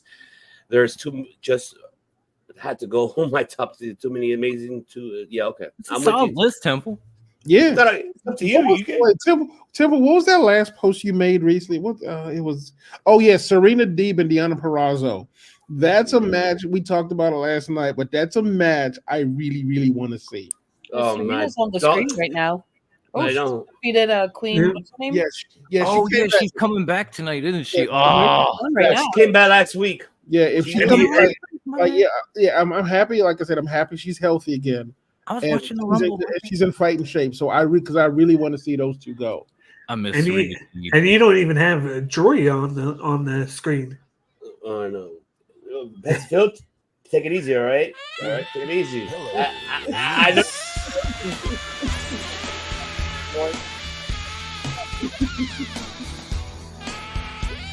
I already know, OnlyFans. Calm down. We already know that's tranquilo, right? $9.99, baby. $9.99. All right, take it easy. Tranquilo. Tranquilo. All right. Damn it. All right. So, all right, I'll go. Mm-hmm. I don't know. I broke it down to, but from my top, I would, for me, who has a bright future in WWE that can be a main event star, I would say, of course, is for me. It has to be. It has to be Jade Cargill for me. I think for her, she's going to be give her the opportunity, and she will definitely have great, incredible matches. It could be a heel or a face. I think she'll do a phenomenal job there. No pun intended. Just I was using that word, but I feel she's able to do that. Give her that chance. You know how Bakley mentioned. Barely getting her foot in that door to see it's different. Weeks ago I talked about it a while back about it's going to be a different style for her because AEW's in-ring performance is 16 by 18 ring compared to 2020 by in-ring is more of a. Let me tell you something, pal. It's more. Let me more talk cardio. to you. Let me talk to you. There's more cardio in there. I'll tell you that by experience. So that's how I know. True. It's cardio work. And I think Cargill has the potential to do that. And she will definitely put asses in seats for sure. Mm-hmm. And likewise, I feel for Roxanne. I think Roxanne could be the same way. I think if you give her that push that I would say you could book her kind of like in a way, a Cena way, in a way. She could just be that type of style. Then I think she has the potential to do that. They just got to get rid of that happy. Oh, you had it, happy Charlie. Oh, it's me. No, you do the thing what we did earlier, like Dominic and Roxanne. That shit. Give her that type of shit. Make her a Donna professional wrestling that 70 shows type of style, like that way. And Tiffany Stratton, how Bakley mentioned, that woman did really show that she has the potential to be like the female version of Kevin Owens. And I'm saying that because Kevin Owens is a smartass. She could be a smartass too, and she could really be either a heel or a face. It don't matter. That woman could pull it off with that. I think those are my top when it comes to WWE. I mean, everybody else, like they have, like I'm happy for BFAB. Everybody else, happy for them. I wish them for the best. Hopefully, Papa H give them that TV time that they deserve. It's time to push the women, damn it. Give them an hour, at least. Speaking of an hour, the other one right here. We have to admit real quick, like women's wrestling really has come a long way. I mean, considering, from the time of Moolah and all that, where they were seen as sideshows, to the Attitude Era, where they were seen as like a sex show, let's be real, to what we have now. It's a long way. We've definitely come a long, long way. No, we really have. Oh, we'll get into that for sure, Temple. We're gonna get into that. That's a topic. But you're absolutely right, Mom. You're on point. On the AEW side, of course, Julia, I think she could be how Dom and I've been saying, like, she's your female Undertaker. That's one that is. I'm glad she changed her character. It's something that I think she has, even seeing her live, especially in Full Gear, for incredible performance of that woman. She did a fantastic job. She has what is going on now? The Rock might identify as woman main event against Nia. Watch and Ava Rain because I love your picks, Brian. Those are not bad. No, those are damn good. Those are damn good, Brian. Those are really damn good. And just Julia for me, I think because she could be the one that I'm gonna digress in this one. It's kind of like where they really dropped the ball on Abaddon. If they could have done something like this similar to Abaddon, they could have pulled it off with her. But they could still do it because Abaddon could still be that, God rest his soul, very Wyatt. It could be that type of version, that Sister Abigail, but that type of version in AEW. and be alongside with Julia and Sky Blue, and not be a great, trios faction right there. The women's on instruction right there, that would be awesome to have. And I think Julia, for me, has that potential to do it. It's just you got to give her that push. Like, I'm not talking about the veterans here because I'm more talking about the future. Like, I'm more about, like, we know Timeless is there. I'm not knocking her off. She's there. Or Britt Baker or, Taya Valkyrie, and not knocking none of those women's out. Or Thunder Rosa. No. I'm talking about the future of the next 5 to 10 years to 20 years who could have that where they were at, during that time. They paid the dues to give these women that opportunity to have that opportunity to be the future of the world of women's professional wrestling. And that's just, and that's my top one for Julia. My top two, it has to be Deonna Purrazzo. I think she needs to have that push now. Now, we've seen her for AEW, NXT and TNA for so long, and she's never given the credit where credit's due. And she held that women's division for quite some time. And it's unfortunate that, Anthem don't have the market value to put that product where like AEW, WWE, and New Japan and All-Star, Stardom is. Don't. It sucks. I wish they could do that. And they need that push. And Deonna Purrazzo this is her opportunity to do it. I hope they do it very well. I know, Bigley, you mentioned earlier, like, oh, okay, she's number one contender. But, my fear on her is that after that, what do you do next with her? That's what Dom and I and Tim and Phil talked about last night about what happens after that, because that's our fear, that you're going to just have her on Collision and Rampage and not on Dynamite. That's my biggest fear, because somebody over here doesn't know how to fucking write shit right. That's fucking bullshit. The bullshit, Tony Khan. You fucking know how to book women. I've been saying it forever. You bullshit. So is Triple H. I told you. You're bullshitting me already, man. You're both bullshit. Damn it. Bullshit me all fucking day. Bullshit. Bullshit, Tony Khan. I'm serious. I'm not going to sit back and take this fucking shit. I'll go sign language on you. Bullshit. He's like, it's about The Rock. It's not about me right now. I'll use The Rock to say bullshit. No, because I already know that his dumbass. You to stay tuned to TNT next Wednesday for a huge announcement. Nobody gives a shit about your. By the way, just heads up to calling back to our last segment. Apparently, the final numbers are in. That Rock Roman segment was literally disliked by 425,000 people. That's God damn. That's good. Underrated. Oh yeah, no. I'm with you. Yes. I'm with you. I'm not leaving them out. I'm not done yet. I'm just saying, but I'm just saying like AEW women, that's the one I have to two, and the third one, like can he finish?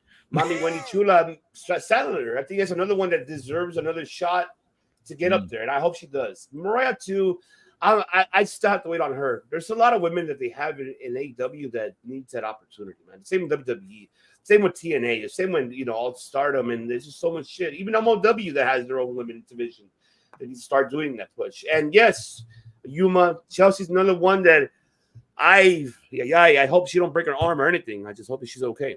But that's all I hope for. So that's for sure. And I gotta download it. Thank you very much. Oh, no problem, man. I'm piggybacking. Don't worry, I got you. I know. I just gotta download this shit. No, you're fine. I got you. I need to use you as a mule, and then I got you.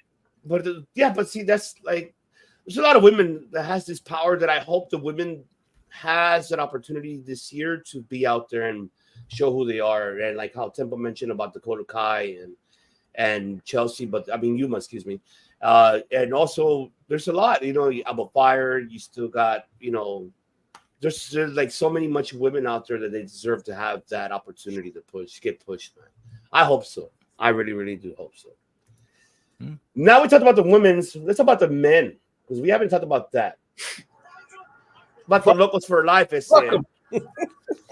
Fuck on. No, but look, we can't, because we got one right here who is, didn't take it as a game. Because he did serve hard time. You think this is a game to me? I served hard time. He served hard time, so we gotta know he has. And the future for Trick Williams and for Carmelo Hayes and Braun Breaker that were all of on, those that were on SmackDown. Great performance for all of those guys. Fantastic job. And Brian Pillman Jr., of course, that goes by Alexis King. All best wishing. For me, he has not disappointed with his matches he has. I don't know why. If people really feels bad, fuck off, because he has not disappointed me. So what? He lost, but guess what? He's got me entertained. I'll tell you that. That's the whole point. Keep me entertained. Besides the in-ring performance, fantastic job. And the AEW side, you got more television to hook. You see what he did on Dynamite, helping out fucking Hangman with the chair. You think Brian Case didn't hurt him that chair? Sorry, pal. It's not gonna happen. But I don't know how to fuck that shit out. We see take a shit out. Yeah, take a shit out. He's getting more that TV time and that book main event with Jericho. Like, all right, that's good. Yeah, hell yeah. Congratulations. You deserve that push, finally. I know that you're the protege of Kenny Omega, and I'm pretty sure Omega really is pushing the shit out of you to get that. Of course, Swerve, we already know, even though he's kind of a veteran, but not fully. But we've seen what he's done in the independent circuit. We've seen the short term in NXT. But he's getting the moment of his career right now. Like, everybody's like, whose house? Swerve house. He was literally just on. Mm-hmm. Swerve, Exactly. swerve, Yeah. swerve. Everybody doing that. And Sammy's another one that I think kind of needed that push. He had the momentum, and I don't know what the fuck happened. He made me top 3. No, he said dumb. I know. He didn't say dirty. He said dirty. Be dumb. And Sammy had the potential. So because he does, saw the Halloween special. That's all. So so does Darby. So does everybody else. But I put these in the vultures here, and also don't forget about Nick Wayne, who I've been following his career since he started. I've seen him perform in a PCW plenty of times. He's a great athlete. I think he has it in the ring. The one thing he doesn't have is the mic skills, which I think is another thing that could be this opportunity in time to fix that. And actually, he has a future. I believe he does have a future. I feel all of these guys have a great future in the world of professional wrestling on the men's side that could be main event star. Is the biggest question here that I'm going to pass it to all of you guys to answer that question. You can, like I mentioned earlier, you can answer your top 5, your top 3, however you like. It doesn't matter. And also there's TNA here, but I can't add TNA because there's no rookies there. The only one they have is LA. What is his name? Knight that came from New Japan Strong. What's the name bigly that went to TNA? It's Knight Lee or Lee Knight, or I forgot his name from New Japan Strong that he went over there. I forgot his name. Oh, you know what I'm talking about? Yeah. Kevin Knight. Kevin Knight. Yes. Right? Kevin There Knight. Thank you. There you go. Hey, yeah. And if they sign Hammerstone, then Hammerstone would be one. I was gonna say Hammer could be in there. You don't know. Yeah, and Hammerstone 2 is another future one. There's so many that we have in this year, 2024, that we don't know the potential of all these individuals are going to be doing. Because right now we're in an injury-prone season. People are getting hurt. People don't know why, and nobody here wishes for nobody to get hurt. And I just wish everybody the best and get ready and come back strong. But the future is now for these people to get their television spot, to be put out there on television. It's my turn. Come on, let me be on the TV. I want to be on TV. And then here's your chance. So that's the biggest question for all of them here. Who is your future star who could main event on these products? Doesn't have to be right here, one in front of us on the layout. Could be everywhere else. MLW, TNA, could be New Japan, could be Stardom.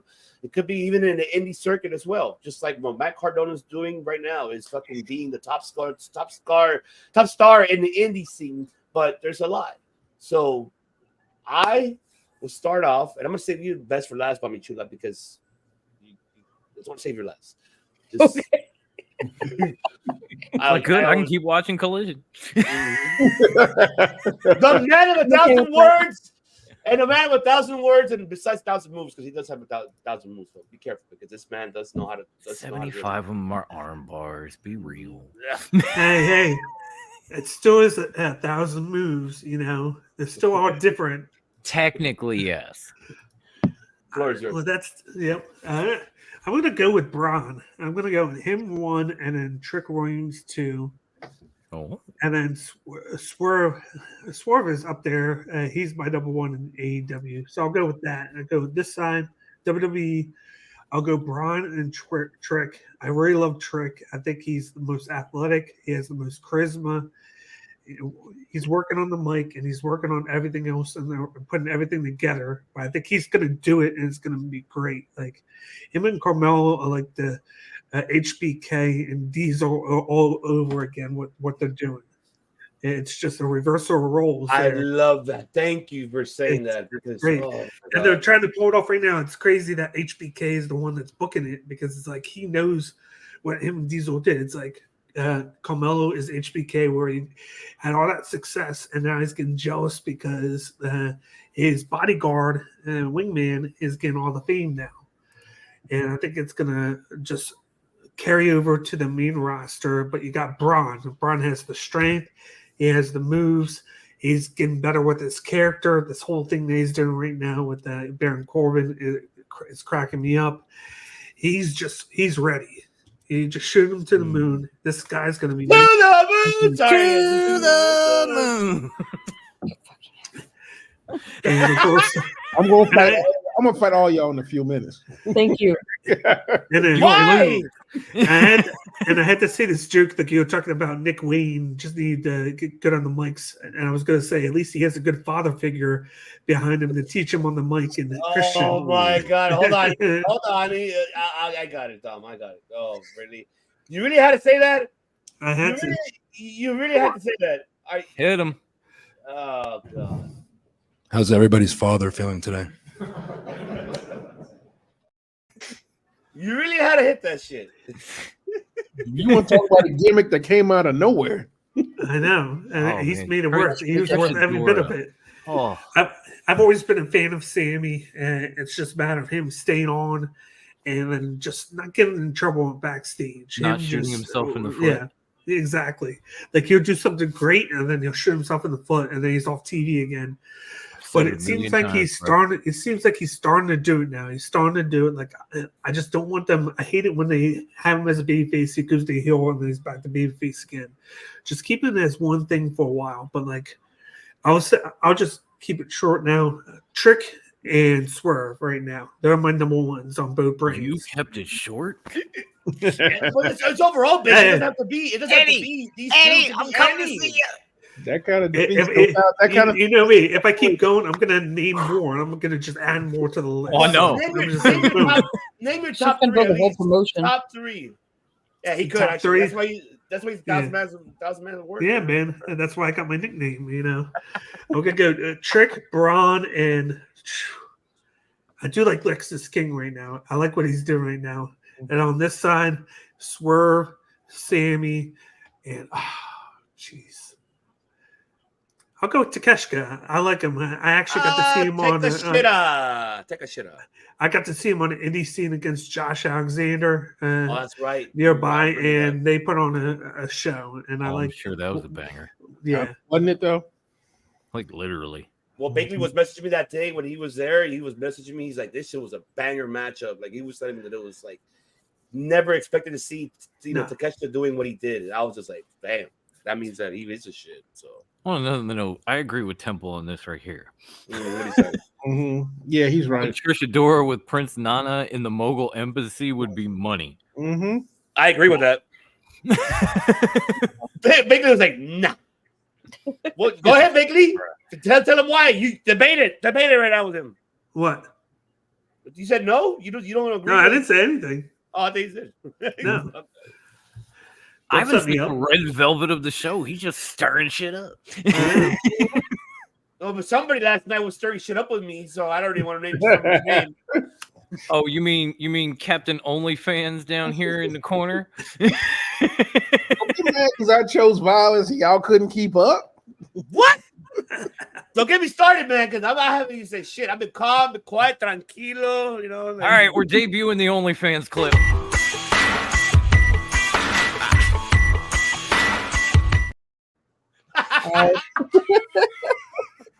You do know that clip just shows that I get ass, right?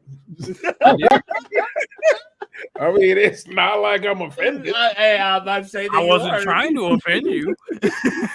Okay, is it my turn? I was Wait, trying to lighten the mood. Bagley, I don't know if Bagley finished his top three. yeah, Blakely. No, I'm good. I'm good. Okay, all right. For me, this is a weird like. So Trick and Kamala Hayes are pretty much the guys. I feel like they're getting a push that they realized they should have given Swerve when he was there. So that's the first thing about them. Dom, I don't know how, but in the span of 1 year, that man has become literally the superstar that we needed, that we didn't know we needed. The one and for AEW, Ricky Starks, man. He gets, like I said, I don't like the fact he's in a tag team, but truth be told, Ricky Starks needs a better push and needs a better run. No offense to Big Bill and the rest of them, but I think Ricky Starks is being held back. And I think right now, maybe if he was a little bit bigger, maybe he bulked up a little bit, but I feel like Ricky Starks is getting looked past because there is not a match he's done that I have not enjoyed. There's not a promo he has done that I have not enjoyed. He's got everything, performance, charisma. He got the presence, and honestly, the way he carries himself when he's wrestling and even outside of wrestling makes him a star automatically. You're welcome. Tempo. Courtesy of Tempo, folks. So you're welcome, Tempo. So right now, I will go with Takeshita, but I don't know how long he's going to be sticking around. Alexis, I'm curious about Braun Breaker. Yeah, he's got the lineage. This new run with Corbin has really impressed me with like his personality, which I didn't think he had one. Like his shall we say his uncles before him and his dad. But he does no math, so I'll give him that. You killed me with that last night, Temple. I was fucking dead. Oh my god! The However, machine. However, in TNA, however in TNA, I gotta give. Like I said, Josh Alexander. I'm waiting. Like I really no. Do not compare him to the Rock. Well, it's not like he's gonna come in and steal the main event at all. Brian here to the show today. I know. Well, the only reason why I'm saying the reason why I'm saying that is when he first started, people kept comparing him to the Rock, and it so pissed him off. Like it genuinely pissed him the fuck off. So out of respect for that man, I am not comparing him to the Rock. I'm like, thank you. I mean, well, I think the thing is, like you said, you can't be a superstar if they keep comparing you to other people. He's talking to you, Phil. Oh, Daniel Garcia. I like Daniel Garcia, but he ain't shown me anything. I don't care if you can dance. Shit. Stokely can dance. Kind of stuck in a has-been faction. Exactly, right? Like that's the big problem. Being held back. I do like the fact they put him in FTR for a little bit. I need him to stop doing the dance thing because it doesn't do anything for him anymore.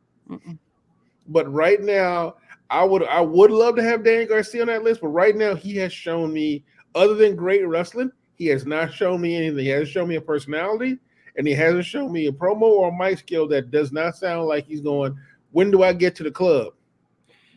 Yeah. So, he needs to get out of the Jericho Appreciation Penal Facility is what he needs to do. Yeah, and honestly, he definitely would have benefited from Blackpool. Yeah, I think that was what they wanted to do, but like they did change it. But I think putting him with FTR is a nice consolation prize. Putting him with FTR is a good other option. Okay, that's true, Brian. Yeah, well, that's true.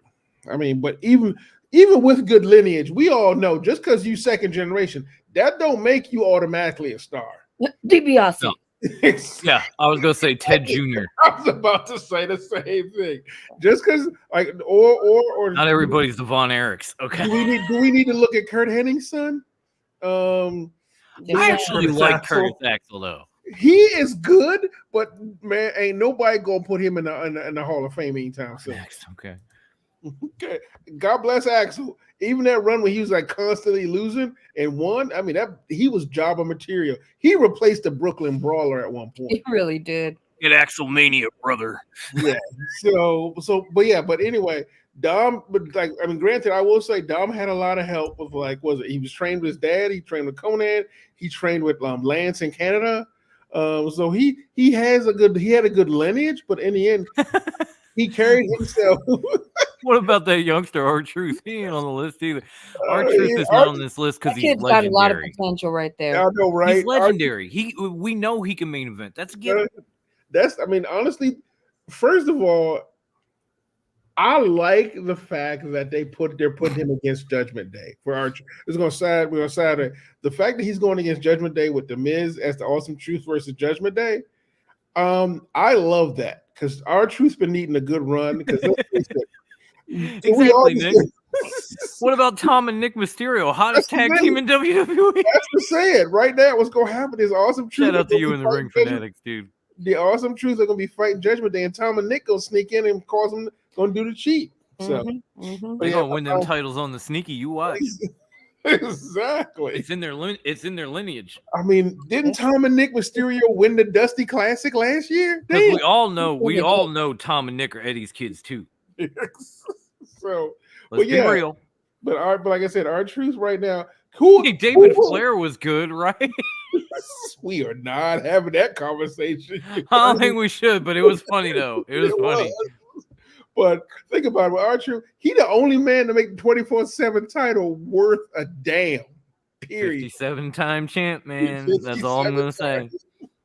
That's all I'm gonna say. Oh, you got 17? That's cool. I got 57. Contrary to what people think with Brock Lesnar, R-Truth might be the most decorated combat athlete in wrestling in history. Mm-hmm. And that's why he's not on the list, because we know he's a main eventer. We ain't gotta ask. Exactly. Shout out to Nick Arias from the Ring Fanatics podcast. What's going on, my brother? Appreciate you. Just did that, bro. I just got here. Sorry. I just got back. Yeah, so I think like again, this like I said, everyone on here, truth be told, has something. Nick, truth be told, Dom really shouldn't be on this list because he's pretty much already there. I think he already is. No, he's on the cusp. He's on. You want to debate that? We could debate it, damn it. Debate that shit. I mean, go ahead. Let's face it. In perhaps a record amount shorter time, this man became literally the most hated kid in pro wrestling. So much so, people are like, maybe he is Eddie's kid. Right? Literally, there ain't no maybe. That is think about that is an 18-year-old storyline that still works. 18 years that storyline has been happening. We are like, you know what? It's probably true. I mean, but to this day, I mean, like I said, the fact that he can still work with that and still make it work for him, and honestly, the fact that he still keeps kayfabe when he's not in the ring and doing interviews is the thing I love. You said the magic word. To this day. To this day. Because remember when he was doing the interview and they were asking, are you ever going to reconcile with your father? And he goes into this spiel how he did because Eddie passed away already. My daddy's dead. Yeah, he did recently one about all of his tattoos, and he was talking about one he has on his forearm that's like a Loteria card with Rey Mysterio, and he was like, yeah, one I regret is this one of my father. I do like that idea, Nick. I actually wouldn't mind that. I think Gogo did re-sign with AEW, so that's actually not a bad idea. Yeah, he did. Yep. Oh, I thought he was like done. No, his progress. He's been pretty good in progress. Like he has. I haven't paid attention. I'll be totally honest. Okay. In progress, I haven't paid attention since Cody tried to end racism with him. Oh my God. He ended it with baby. He made a baby. So he made a baby. That's how he ended. Congratulations, you Mr. Gogo. So he but in progress, he improved. Should have go away. God, Temple, that's all bad. Why? Temple, yes, Temple. I love it. Yes, Temple. When he first started, he was. Oh wait, go ahead. No, go ahead. I was just playing that. That's it. Mm-hmm. Do not get me wrong. Like I said, he was a little rough around the edges when he first started, but he has since improved, I feel. So, I mean, then there's Hook, which is, like, as far as I'm concerned, is still in the bubble. I have yet to see anything to really make me think Hook, other than his ability to take an ass whooping. I enjoyed Joe beating on him. I enjoyed the fact that he pretty much he told that's probably the best story he's ever told in the ring. Let's see who else we have. That's about all I have. Like those guys are the ones I want. I mean, Sammy, which is actually Sammy's always he gets an asterisk, honestly. Whoa, what? He gets a what? Sammy gets an asterisk because wait, no. Hold on. He has the potential to be a superstar. And he keeps shooting himself in the foot. And he keeps shooting himself in the foot. At a certain point, it becomes pathological and annoys the fuck out of me. Because I really hate rooting for his ass. And then all of a sudden he done fucked up again. I can't do it. You're like, don't tell I'm me the same way, bro. Like, if you were on Sammy's face right now, you would have done this right now. Say another motherfucking word, and this shit is over. Pretty much. More or less. And honestly, you can't say he has not. Like, I know we complain about Tony's pushes. You can't say Sammy ain't had enough pushes. Oh my god! No. Every time it's like, man, Sammy's on his way. I'm hyped. I can't wait. Wait, what the fuck you do now? I cannot believe this shit. Exactly. All right, fuck you. I'm done. Exactly. you know who has been consistent 100% of the time? Ricky Starks. Yes. Mm-hmm. Ricky Starks has shown up and shown out every single damn time they called him up. And showed out. Yep. Period. And the fact that Sammy's pretty much getting the pushes that I ain't gonna say belongs to Ricky, but Ricky should have been given to Ricky. Yeah, I actually feel like Sammy's all right. He ain't gonna say it, but I'm gonna say, you know what Ricky should have right now? The world, Craig. Shit, not just the city, the world. That's what Ricky should have. Yeah. Like, honestly, I love, like I said, to this day, I was like, the only belt I can see him getting right now that would really work is him against Orange Cassidy. Like, I would kill to see that match. Because I think that'd be beautiful. I think that would be a beautiful hot mess. Look, I know it's on the chat that someone said that Brian said that it was like he's not doing no, he's not in that direction. Mm-hmm. I think for me, he's himself. He could be himself if you give him that time. And he does it right, and they book him right. I know. Stop defending Tony Khan, Pepsi Phil, because Tony Khan always bullshit some majority of the time, 90% of the time. How was that defending Tony Khan? You said it's not about the booking. You about it, and I know about Sammy's different. I know you're right about that thing, but still, it just give this man the right give him the right storyline. Like right now, the storyline that he has with Sting, I don't mind it, and I like the fact that Sting brought up the story when he first came in and who he feuded with. That was whoever's idea was that. I know it wasn't Tony Khan. I'll tell you that. I'm pretty fuck no, that was not. That was some good fucking shit. That was good shit. That was good shit. So he had help there. Come on now. What? Did you help him, Begley? Did you help him? Did you do it? I mean, I may or may not have written I can't confirm or deny there's NDAs involved. You plead the fifth. Is that what it is? You plead the fifth? Yes. Right now, 5. Speaking of Temple actually made a really good call on the Four Horsemen for New Japan Pro Wrestling. He's absolutely right. These cats literally do. I was about to say that are literally the Four Horsemen for future. Not Four Horsemen, but like no, you're the four. Well, they have no fucking choice. I mean, that's look. Dude, those are good fucking choices, though. That's what I'm saying. It ain't like it was a hard pull. It ain't a stretch to get them dudes. Like, if you gotta remember, people say Japan is over all the time. Like when all the Bullet Club guys left, Kenny left, all that. Japan's done, and then they bounce back. That's what they do. We're bringing back the Japan show here. Bakley and I and you, Phil, we're gonna do this shit, and we're gonna fucking really talk about it because Bakley got. Why isn't Mr. Glass on the list, Jack Perry? Because he can't stay in AEW. I'm just gonna go like this. He's been hit with Guevara-itis. Guevara-itis. It's kind of like gingivitis, but it's of the push. All right, so I still have hope for him, though. I have hope for him. Me too. All right, so that passed down to Notorious, and then myself in the last, of course, Mommy Wendy. But go ahead, Notorious. And of course, Grandma. Yes. All right, I would stick. It's never a chorus. It's Mommy Chula, all right? It's Mommy Chula. It's the first lady. Mommy Chula. Of course. It's all the above. Man. Why would you play games with me? There you go. Oh shit! What do we do? Oh right, my picks. Okay, so I'm gonna stick with now and later. On AEW side, now is definitely Swerve. Definitely Swerve. I'm not saying he should win the title, but if he doesn't get in that title match, I'm gonna fucking riot. I'm gonna find Tony Khan and I'm gonna stop there because that might implicate me in something, and I'm not gonna do that because I'm not that dumb. But Swerve is the now in AEW. Later, I seriously strongly believe Takeshita has the ability to be a main eventer. We're talking about a man that beat Kenny Omega twice in a fucking week. Mm-hmm. A man who has victories over Jericho and a long list of top tier talents in AEW. And if that keeps up, he is going to slowly take over the Callis family and jump to the top of that roster. In WWE, I think now is no question, because you look at, who we got, and you look around and you think Dom needs to be in the main event picture. He has done damn near everything else. He's run in the most dominant clique in WWE. I'm sorry, Bloodline, you're done.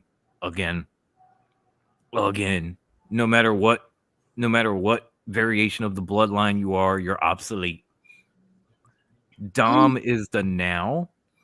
Then is tough. It's a toss-up for me between Mello and Braun. And since it looks like Braun is going to hit the main roster first, I'm going to go with Braun by default. I'm going to say Baby Gremlin. If Mello gets there first, I'm changing my answer. Although, honestly, we always talk about Dom being Eddie's son, right? Mm-hmm. When you look at Braun Breaker, that is Scott Steiner. I'm sorry, but I have to say it. Look at him. If you shaved his shit down, you turn that goatee black and white, that is Big Papa Pump. They might want to try giving him his name back. That'd be nice. That'd be dope too. We gotta, after everything we just saw happen on Friday, I don't know if they're capable of doing that type of level thinking yet. Because the panic button was not hit, it was mashed. Just, oh, holy shit. Oh, jeez. So I don't know. Maybe somewhere down the line we will get Braun Breaker's name back. Maybe some of these people who actually came from famous wrestlers will get their famous name back. That's another story for another time. But I think he is the future main event star. He has all the talent. He's probably been in NXT too long. But the thing about it is he actually got to stay there and kind of learn to play a heel. Mm-hmm. And he does it pretty damn well. Mm-hmm. So now he's been rounded. He's not going to be one of these guys that comes up and like, yeah, I'm the face and everybody loves me, but then they turn on me and I don't know what the fuck I'm supposed to do. Now he's ready. I mean, that segment with Undertaker did do wonders for him now. And honestly, that did my heart good. I know it was against Braun, but at the same time, to see the dead man come down with the bike and just choke slam that motherfucker one time, that just hit me in a special place in my little psychotic Kelly Green heart. But if you think about it, though, Braun carried himself really well against Taker, even though it was very limited in the it wasn't a big exchange between both of them, because I mean it was basically like Taker shows up, has 3 words, knock him out, period. But even at that point, Braun getting up and dealing with it afterwards was pretty great. So no, he handled it beautifully. There are a lot of younger talents who practically shit themselves standing next to Undertaker in a ring. I would have too, and I'm not young. First of all, I don't care what you tell me. I refuse to believe. I can't. My brain will not allow me to believe that he is not really a dead man riding a motorcycle. And you know what? Mm-hmm. I gotta say, I think Grandma will agree with me because we had the privilege. But I think as far as future main eventers outside of the major industry, outside of these 2 promotions. Mm-hmm. Immediately my mind goes to one person, and that is the baddest motherfucker in professional wrestling, the one and only Shaft. Shouts to that man. Did we get him the wallet? I don't even remember. We were so we did. Mm-hmm. We did. I hope you got the wallet, homie. I hope you got the bad motherfucker wallet that we sent you. We love you. Keep doing what you do. Okay. And now it is time for my devious brother to give us his list. Oh man, where can I go with this? Jeez, Who you put on the list? I wish I could use that, but I can't. Whoo. I have the future for the reason why I put Dom in this one. I'll tell you why. Because right now we just seen what he's done by far with the last year and a half, 2 years already going on 2 years. What he's done by far as a face and now as a heel. And he's the most hated heel right now. And I'm loving the fact that he's getting that crowd booing the fuck out of him. He has the potential to be something like that. And I think he has a potential. Does he have to be a potential main event star? I believe he does. I think if you give him another 2 years, he could be that. I think Dom could be in that level. I think he could be. And give him 2 more years or 3, I would say he could get to that level. You know, Carmelo's another one that I really feel that is another one who's going to get to that level for the main roster. I think he'll be another version of, I know I'm comparing other people to Kevin Owens like I did earlier, but he could be into that route, but very different direction. He has that. And I think I feel like a young Booker T in that man. I really do. Me too, in a way. Yeah, you're right. Because it reminds me when it was Booker T when he first made his debut in WCW and made it his debut, and he kind of had like the style, like aerobatic style. And I think Carmelo, I totally with you on that, Dom. Devious Psychos, right here. Devious Psycho. I'm with you on that. Alexis King is another one I feel that he could really be a main heel star in NXT. Do I see him in the main roster yet? Not yet. I give him at least another 2-3 years alongside with Trick Williams, and they're able to do it. I think they'll be the 2 hottest stars in NXT coming forward. Shawn Michaels will keep Trick Williams. I tell you that. We already know that Braun and Carmelo ain't going nowhere. So I could tell you that they will do something, man. Because, Trick Williams got everybody going like this, man. Fuck, I fucking kick that out.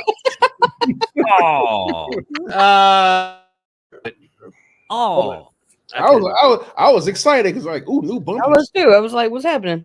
No, it's just stupid. I think I uploaded the wrong. Yep, I did. I uploaded the wrong one. Damn it. That's what happened. No. There we go. So now I have it. So hold on, Nova. I know you're watching me, my dog. Oh yeah. What is it do this?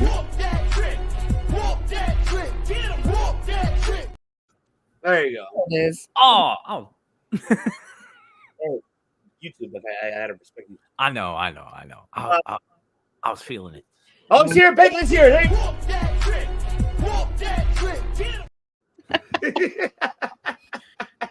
Give me more love for Lieutenant Dan because you played it again. Yes, Here you go, buddy. Ice cream.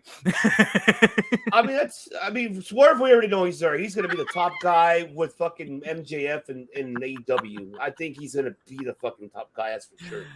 Oh, and dude. We love it. Whose house? We love it. I mean, here's a question for you. All right. MJF versus Swerve. Who do you book to win? Swerve. Okay. Do I look like Bruce? No. I mean, like if Swerve beats Joe for the belt, or MJF comes back. He said what we said. I'm still saying Swerve. I'm fucking Swerve. Swerve fucking will win. Go ahead, ask again. Swerve. Swerve will win. But Swerve is the top guy right now in AEW that deserves that push. And the match of the year, look, if fucking piece of shit Meltzer doesn't make his fucking, or even PWI doesn't make that match of the year between him and Adam Hangman, they're full of shit. I'll tell you that right now. And honestly, how big of a deal would it be for Swerve to make the main event, go to Revolution, take the title from Joe, and then people could finally shut the fuck up about, when's AEW going to have a black champion? There you go. Swerve. Clearly deserved it, won it, shut the fuck up, IWC. We're done. I mean, that's all I can really say. I mean, everybody else, Takeshita is the next guy to get up there, so I'm looking forward to see him. Hook, I'm still waiting. That's all I can really say about Hook. I'm waiting. I don't know yet. Everybody else, Sammy, like how you mentioned, Phil, they jumped the ball on him. He jumped the ball himself. Fuck it up, Craig. You better figure that shit out Sammy, yourself. say another motherfucking word. No, I'm kidding.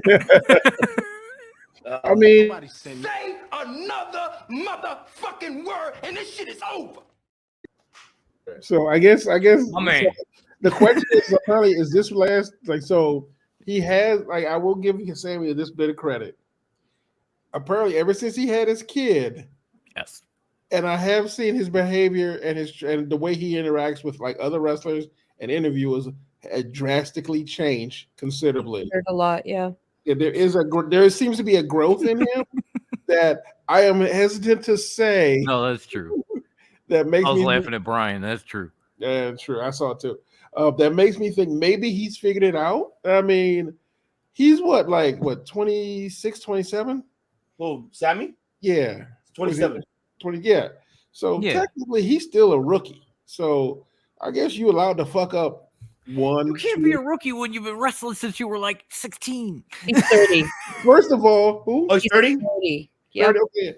Man, look at CM Punk. How many times he been fucking up? I think we can give Sammy I do a not little want bit Sammy to go the CM Punk route. Okay. Exactly. I think Sammy. I like Sammy. I think Sammy. Well, I can say I think right now I'm starting to see Sammy do little growth in Sammy. So I think the earlier parts of him was he didn't know any better, but I think now he seems to be on the right track.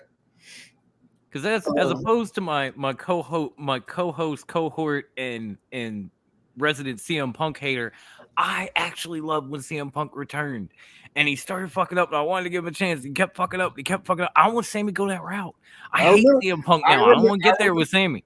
I remember the moment it happened. You was mad excited because I think it was a live watch.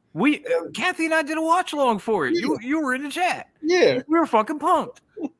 You know, Dom, sometimes a turd is a turd, no matter how much you polish it. You Grandma, I admit it. You were right. I was wrong. I bowed to you, my first lady. I apologize. I should have been on your side the whole time.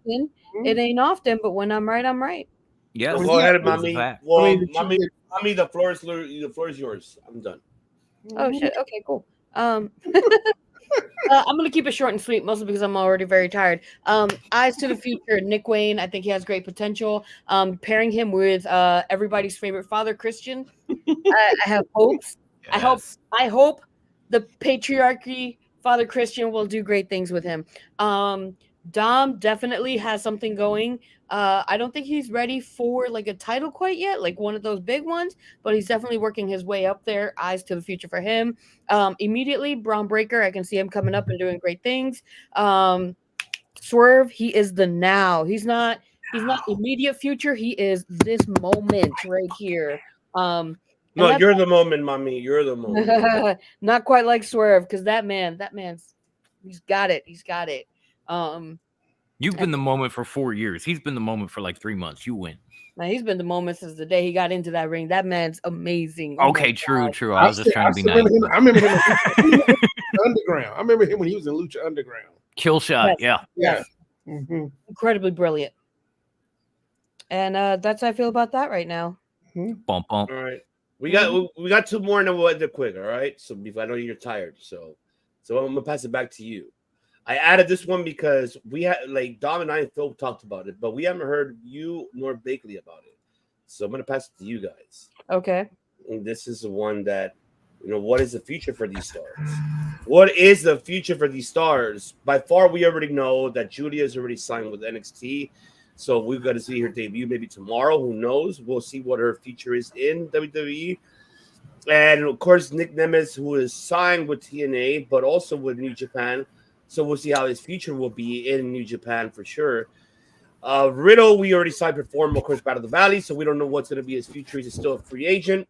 As well as Camille Brickhouse is still a free agent, as we know. We don't know what the future of White Woman as of yet.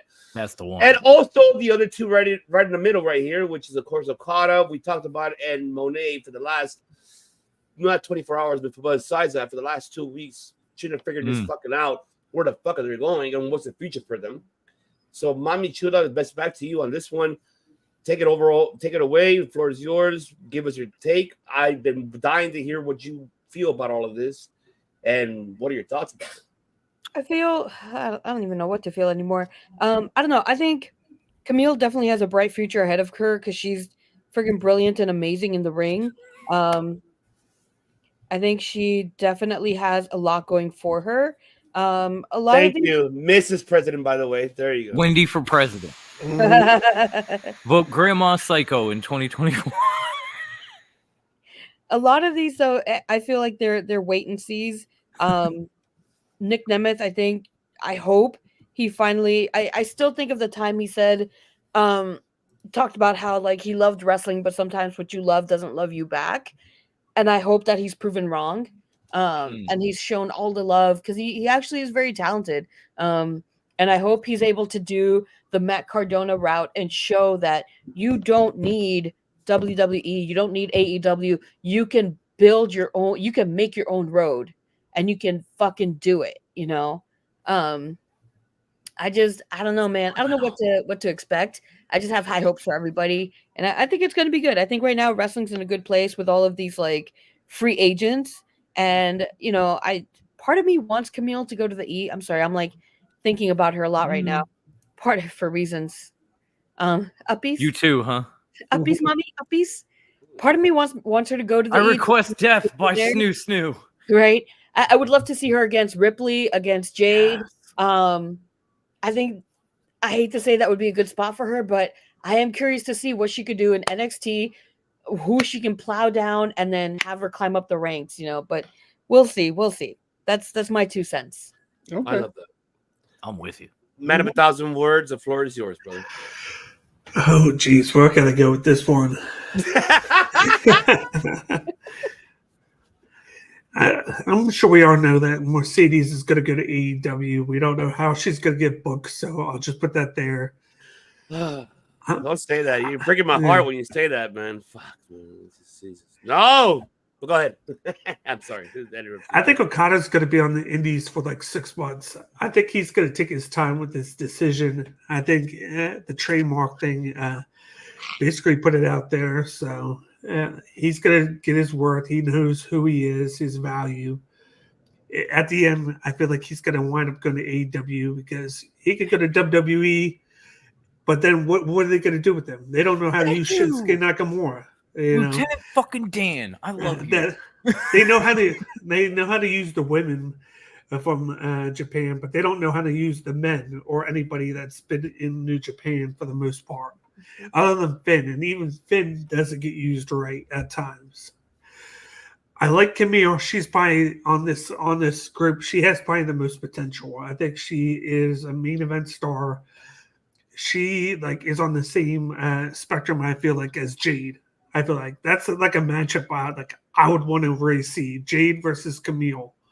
Yes. In WWE. As much as I would like to see her maybe somewhere else, I think WWE would treat her well, but I don't think she needs to go to NXT. I think she's the main roster ready. Joya, like there's a lot of potential there. She could be there with the Io Sky and whatnot over on the main roster. She's going to need that NXT. I really love the potential for Nick Nemeth Dolph. Now that he is on his own, he can control basically his destiny.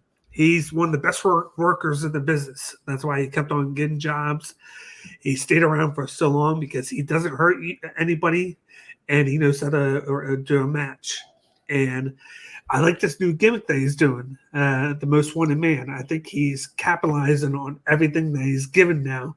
He has to, like, instead of WWE doing it for him, it's him. And you're starting to see it. I have really nothing to say about Matt Riddle. I think somehow he's going to mess things up because he has the potential. Yeah, exactly. But I do like the things that he's doing with MLW right now and with New Japan, and I'm excited to see Nick Nemeth and David Finlay in a couple weeks. That's going to be a very good match. I hope down the line, like we get to see him as champion. And a guy that's not on this list that I want to talk about, Mustafa Ali. This guy on the Indies right now, doing this political gimmick right now. Yeah, I'm getting what I want with him doing a match in the future with Chris Sabin. This guy going out and saying that he's going to be the savior of the X division. He goes out, puts the video as they're interviewing Chris Sabin, and Chris Sabin goes, "Okay, I guess this guy wants a piece of the X division." So we're going to see that in the next couple of months. I'm hoping it's in Philly too, because there's a rumor that it's going to be here. But this guy is taking that's what I love about this. They're taking the most out of what they're given, and they're trying to run with it. And Ali is a talent that he can go in the ring. He has the promos. It's just that he doesn't have the look for some reason for WWE. But he's gonna have to look in like TNA and New Japan and possibly AEW. So like he's probably with Camille, he's my number one guy. With future wise amongst all these is Ali with Camille. Okay. Jesus, wow. I don't know what to say. Fuck. Bacon kind of got me on that one. But we don't have to go into details, gentlemen, but it's up to you guys. I want to hear. Oh, go! What's going on, Getcho? The future is now. The future is now. And then, and don't forever. Together. Together. Together. All right, together. Camille versus Jade Cargill. Yes, I love that temple. That's the main event in my fantasies right there. To the moon. To the moon.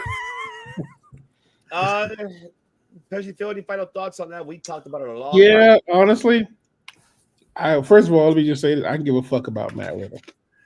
Damn, man! Why you cold-blooded? Why you cold-blooded, bro? That's the first bucket. I'll tell you why. Because when it comes to Matt Riddle, I'm here to tell you right now, we don't care. Let me tell you, we don't care. He don't care. He don't care. I don't fucking care. Honestly, I call Matt him Riddle can stay on his couch. I don't give a fuck. Exactly. Nick Nemeth is probably the one I am most excited about. One of the things was about him when his Dolph Ziggler was that speech about sometimes what you love doesn't love you back. It hit me pretty hard too, because honestly, that's a dude right there who literally does love what he does. He does. And honestly, seriously, I'm sorry. I saw that shit. Right to censor. But right now, this is what we wanted to see in WWE if they gave him a chance. That right there, like him. When we saw him on Wrestle, was he? Well, no, I wasn't live watching. I saw it on the app. When I saw him at Wrestle Kingdom in his little suit and tie, slapping the shit out of David Finlay, I'm like, oh, he a whole different dude. He's a whole different dude. Why do you think I said stop calling him Dolph? Yeah, because literally he has a chip on his shoulder. He would like to say he doesn't. I don't believe him. He gave WWE almost 18 years of his life, and this is how they treat him. He out the most wanted man. He might be going. He might as well be flipping off everybody. WWE going, you about to find out what you missed. Okada and Monet, I think Dan's right. I think they're going to be doing. They're going to literally be freelance for like the next 6 months till they decide. Camille, she's a wild card. Because here's the thing about Camille. At this point, she fits anywhere. Yes. She literally. Well, she could go to TNA easy. I was going to say Knockouts division. She's a perfect fit. Yeah, exactly. WWE, she can go to NXT. NXT will be a little bit of an adjustment for her. AEW, she could go, but that would literally make me cry. But she can go anywhere she wants.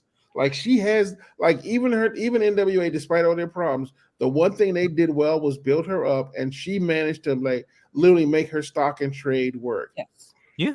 So that was what I wanted to see. So as for Julia, I really do worry about her going to WWE. I think why in the short term, I think it'll be really good for her. In the long term is what I'm worried about. And I'm not that worried. And just to piggyback what Dan said, I remember a long time ago on TRWT, someone once said that if Mustafa Ali left WWE, he would not be as great as he is. This literally since January, this run of like the political look, has proven them wrong. Because I remember that conversation with somebody, and they were like, "Well, yeah, he did all right in WWE, but I don't know if he leaves it, could he actually be anything for anybody's brand?" He can stay home with Matt Riddle. They can be the Stay home couch. with Matt Riddle, exactly. I have to. Really? But Ali is Ali's the guy. When he challenged for the X Division, I think the first thing we all said is Ali's gonna get an X Division belt within a year. Within the And in a 2-week span, he's going to fight Chris Sabin and Hiromu Takahashi. He's going to fight both of them. Yeah. Exactly. That's awesome. So literally, like Ali could literally redefine the X Division, bring back the X Division in TNA, and give them a shot in the arm that they need. Like that's the thing I'm most excited about. So I mean, do we think he's going to go to TNA? I don't know if he's going to stay in TNA, but I think he'll probably spend a few months there. Yeah, definitely.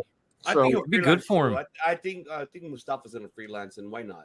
Yeah, no, definitely. If freelance or TNA, he's still gonna like this new run like he did. And honestly, I will literally. And once again, this like the opportunities Nick Nemeth and Ali did. It goes back to Cody. I hate to say it. When Cody put out that list of things he wanted to do, he set a new paradigm. Forgive me, for the IWC. Or what a wrestler could do. And Dom, you reminded me of that. He set a new paradigm of how to behave in the IWC, especially if you're leaving like a big company. So everybody's copying that homework. Everybody copies that homework. If it works, they just change it a little bit. If it works, especially Matt Cardona. There, I said it. Matt Cardona really made it work for him, though. In his defense, his best to the friend man on the screen. All he did was copy off his best friend's notebook. I mean, I ain't mad at Matt. He's like, hey, Cody, can I copy your homework? Sure, just change it a little bit. Exactly. But again, though, this goes back not only for like those who are leaving these big promotions, but also for any up and coming wrestlers. They can see I don't need the big guns to make it. Yeah, like I can make it on my own. Like I don't need to eat. Fuck them. And the weird part is when they make it on their own, who comes to call it? Exactly. Because here's the thing, though, I guarantee you, in 2 years, Nick Nemeth is getting a call from WWE.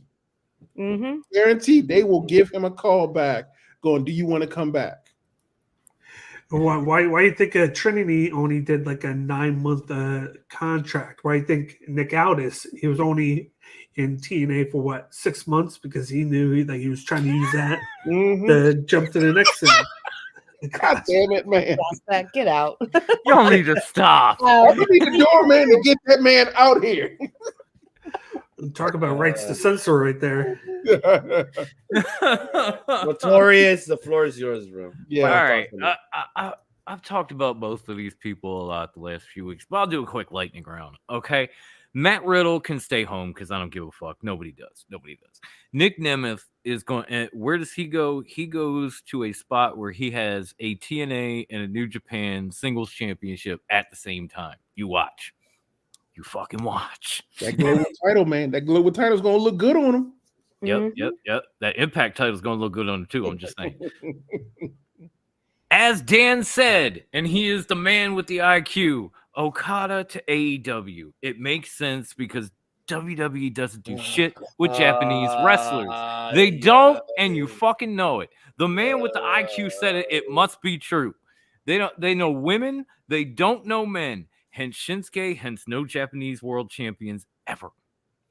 Jeez. And now that I've said that, Sasha will come back to WWE to back up Bayley against the women that I'm lovingly nicknaming the Lotus Triad. That's gonna be fun. Oh, the Lotus Triad. Julia will shoot up the ranks of NXT and maybe even have that Asuka run like Black and Gold back in the day. That's where she's headed. No, I'm talking about undefeated streak like Asuka have that impact in NXT like she did in Black and Gold. She will shoot right up that roster. You watch. What you mean, yeah. No worries. Camille is interesting because I don't know. I think I could see her main roster WWE just because I want to see her nose to nose with like Rhea and Bianca. It's like Phil said, she's a wild card. She can go to NXT and maybe her and Jade could have something there that progresses up to the main roster, or she could just mow down everybody because she's the biggest, baddest woman there, or she could go to the knockouts division where everybody's big and bad and thick. But Big, bad, and thick. That's the knockouts division in 3 words. I mean, he's not wrong, man. It's kind of ridiculous. I mean, It remember when we made the NXT women's rank division is really tiny? Yeah. They really thick. Knockouts division is the opposite of NXT. I mean, why do you think Like, there ain't Deanna no Purrazzo Cadens fit and in? Katanas. There's Jessica Havoc and Savannah Evans and just big, thick. Why do you think it's Jordan called the Grace, knockout division? beautiful They will fucking knock women. you out. They will knock you the fuck out, and they will look good doing it. Goddamn it, respectfully. Anywho, I wouldn't mind seeing any of those 3, but considering the way they've kind of shot up since the name change, I kind of want her in TNA with the Knockouts division. WWE did more with Kenseth than they. Okay, that's true. And did he? They did more ever? with Taka. They did more with Taka Michinoku. And did either one of them ever win the WWE title? No. Again, I'm going to say it. Name a Japanese WWE champion. Yokozuna doesn't count. Go ahead. I'll wait. I mean, technically, you got Inoki, but they won't acknowledge him. Oh, JBL's new client, because that worked out so well for Baron Corbin, didn't it? Yeah. You want JBL to be looking at Okada saying, "I can't polish a turd." That's his fate. I'd rather him be in AEW and be a title contender. I mean, yeah. Truth be told, and don't talk to me about Japanese markets either. If you wanted it, you had it with Okada, and you fucked it. And you know it. Temple just mentioned one already. What? Yeah, he mentioned Fujinami. Yeah. When was he a WWE champion? All right. Let's close it out here because mommy's tired and we got to close this out. Last topic. I can't wait. I can't wait for Taylor Swift to win the MVP. Man, I have to play this shit. Tell me he didn't just say that. Oh, yes, the fuck he did. Unfortunately, he fucking said it, dude. Yes, the fuck he did. I'm not the only. Say another motherfucking word, and this shit is over. Sadly, I am not the only person in this universe that believes that. Oh no, you are not. You are not. Oh, not you too, mommy. Don't tell me you're going to Kansas City Chiefs on this fucking Super Bowl. Go Chiefs. I don't even know who. Oh, here we go. There's the answer. I don't even know anymore. You know what? Just in honor of Morgan, fucking 49ers. What the fuck? What about my honors? What the hell? Wait. Really? Wait a minute. Wait a minute. Morgan and I'm a fucking. Well, I barely see. He's like my little ADHD goblin. And I love him. Plus, to be fair, he called him the wrong thing. He called him the 69ers, and that made it even better. The 69ers. I'm only here for the commercials, the halftime show, and the Puppy Bowl. That's it. I mean, I ain't gonna lie to you. I'm on the same boat. I could give a flying fuck. The game will be on, and I'm pretty much gonna be reading a book during the game, just so that the next time we have a show, I can actually speak on it. Not even. I'm just gonna catch the highlights. Oh yeah, you're fucking hurting me here. Sorry, man. Vaguely. Who are the Chiefs? Another one is hurting me. That's two people already. You might have saved this question. It's fine. No, I'm going with the Chiefs just because of the local kid Pacheco. Okay. All right. The Torrance is gonna save my life right now. Go ahead, bro. Save it. Whose jersey am I wearing right now? You're wearing the Jerry Rice jersey from 49ers. That's right. Yeah. I'll be honest. I said this to Ivan off camera. I'm going to say it again. I would have rooted for Andy Reid had he not beat the Eagles last year. Fuck him. Go 49ers. I hope they mop the floor with Patrick Mahomes. I hope that defense swallows Travis Kelce whole. I hope the 49ers win 49-0. Fuck Andy Reid. Fuck the Chiefs. Fuck Taylor Swift. Fucking 49ers. There's my pick. Phil, I'm waiting for Don to be like, I hope all the bad things happen to you and only you. And only you. Only you. I hate hope you. you never I see hate the you. sun. I don't even I hope know you never you, and see I the hate sun. you. I hope all your mattresses and pillows come with the tag ripped off and you go to fucking I felt like I prison. was listening to the guy from. I felt like I was listening to the guy from NFL Films, which you're saying, I hate you. I hate that guy. I hate you, and I don't even know you. And as I sip my Irish coffee that I'm sure somebody First spit of all, in. I hope every time you lay on the Hey, pillow, hey. every time you lay on the pillow, I hope it's the warm side of the pillow. Warm side of the pillow. Yep. Hey. I hope all your ice cream melts. I hope all your sodas are warm. How about that? Oh, he did win. He did win running with the worst papers. Just that's for sure. Rolling. I haven't watched Super Bowl since Russell wasn't through the pack against the Patriots. Why did they throw on the 1 yard line with Marshawn Lynch? To this day. Yes, Ivan, you can play the clip. I said it. To this fucking day, I will never understand that.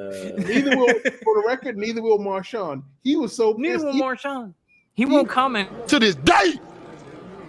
To this day.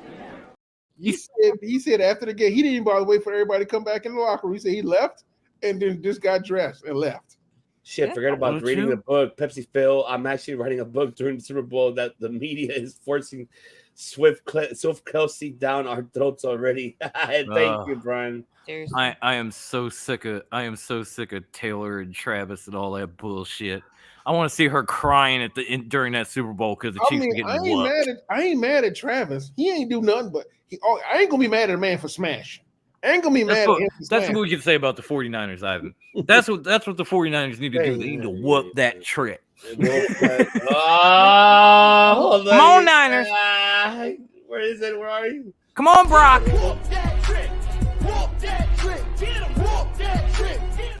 Truth be told, the people to be mad at is the media. Y'all need to be mad at the media for like blowing up the Taylor Swift thing. Yes. This is the end. Oh, my only First of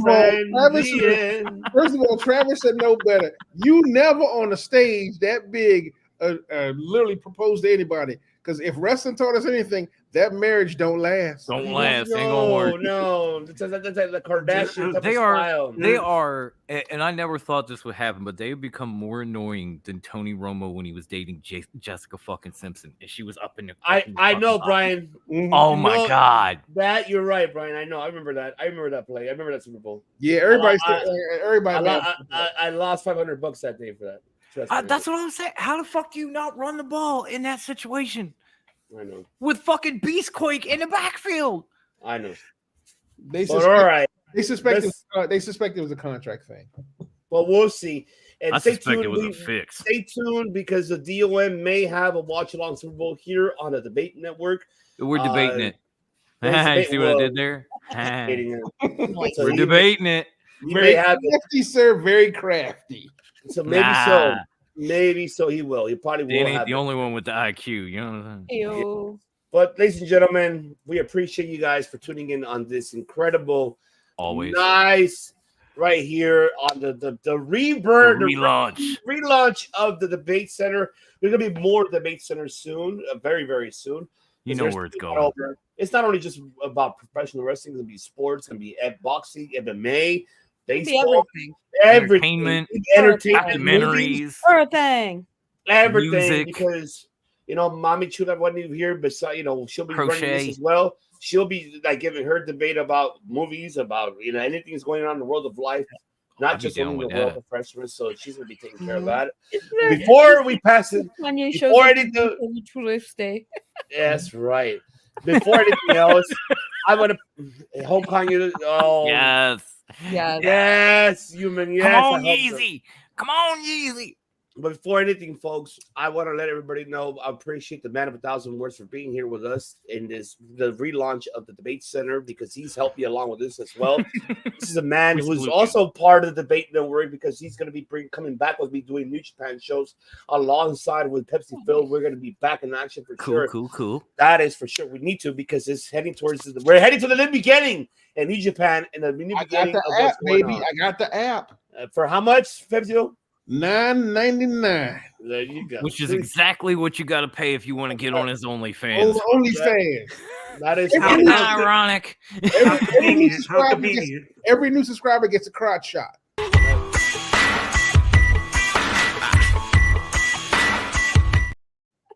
That's right. Crotch shot. The crotch shot. Not even a dick pic, a drag crotch. Boner alert. But the only fans of podcasting here. But before anything, folks, I'm gonna bake the man of 1,000 words to let you guys know where you can find him. And also, congratulations for his new show. That you guys should be tuning in and subscribe to the Wrestling Bros podcast. There's on YouTube. Shit is dope. Do that because he has an incredible co-host that they've been doing a fantastic job for the last week. I'm enjoying it. But I'm gonna let Bakley, the floor is yours, my brother, and I appreciate you for coming back here to the Debate Network, back to the family. Hug me, papi, hug me. Scissor me, Daddy Dan. Bang bang, scissor gang. You're gonna make me not want to leave now. Jeez. But yeah, you can find me on social media at CageIQ on Twitter. We got one for the Wrestling Bros podcast. It's basically Wrestling Bros Pod without the E in wrestling, so you can subscribe to us on there. We're on YouTube, just like he said. We've only been doing this for a couple of weeks now. Like me and my buddy Mo, just got the motivation now because of all you guys killing it with the content. I wanted to come back and talk wrestling because I was just doing MMA. I'm on hiatus with Cage My IQ, but I'm killing it with the Wrestling Bros podcast right now. So you can find us on YouTube, Twitch, Twitter, or wherever you can find us. Find them and subscribe. Find them and subscribe. God damn it! Oh yeah, you can find those him dudes anywhere. are putting out some fire. I tell you that right now. Oh no, he is, man. Him and Mo are fucking killing it. I tuned in the last couple of shows live. Man, Mo He's has talking about us. You see this man? This man got swag out of nowhere. I don't know what happened, but I love it. But man, I gotta open a beer for this man because I gotta congratulate him for a phenomenal fucking job that you've been doing, man. I'll raise my Irish coffee to that. Cheers.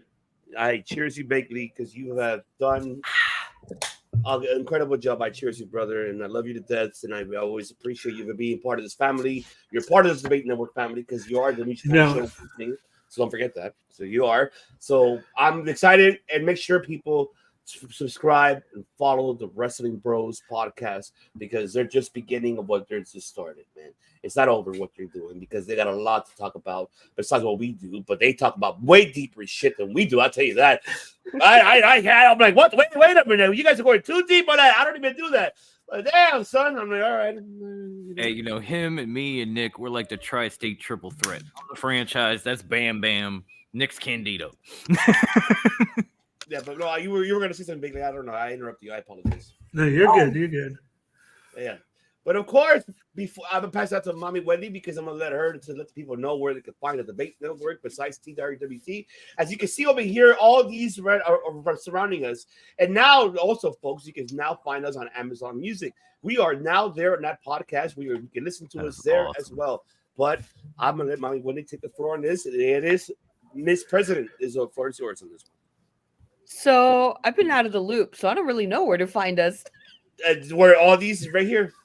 All these places here. All right, so y'all got eyes. Hopefully y'all can read, and if you can't, get you someone who can read it for you. That is an MJF promo right there. God damn! That's where you can find us. That is an promo. You think my eyes are that good, homie? I love you. If you can't read it, if you can't see it, get you someone who can. Hey, Ivan. Pay Pepsi Phil his $9.99 on his OnlyFans. He'll read it for you. He'll give you a picture. All about it. What? He won the MLW championship? Who is that? Yep. Let them know, Bigley. Who won the MLW championship right now? Satoshi Kojima. Wow. Really? Oh shit! Okay. Wait, wasn't he the first MLW champion? He beat Alice Kane back in like the Joey Styles days. Yep, just happened. Breaking news. Holy shit! Heard it here, folks. Shout out to Kojima. See, that's why Temple loves you. Philadelphia Eagles fan. I knew I loved Temple, not just for the clip. There you go. But yeah, mommy, go ahead. You were saying. Fly Eagles, No, fly. I'm done. Who's next? No. You still got to do TRWT where you can also. Okay, that I know. TRWT. You can find all of our back catalog on TRWT Anchor.fm/TRWT. That's where you can find our audios, and from there you can find us wherever you listen to podcasts, Spotify, Stitcher, Apple Podcasts, all of that. You can find all of our old YouTubes on YouTube.com. You can find us there as Fox, what's it? TRWT, Fox and Joan. I swear I can remember. And there's our old videos, old meatheads. You can find us from like way back when.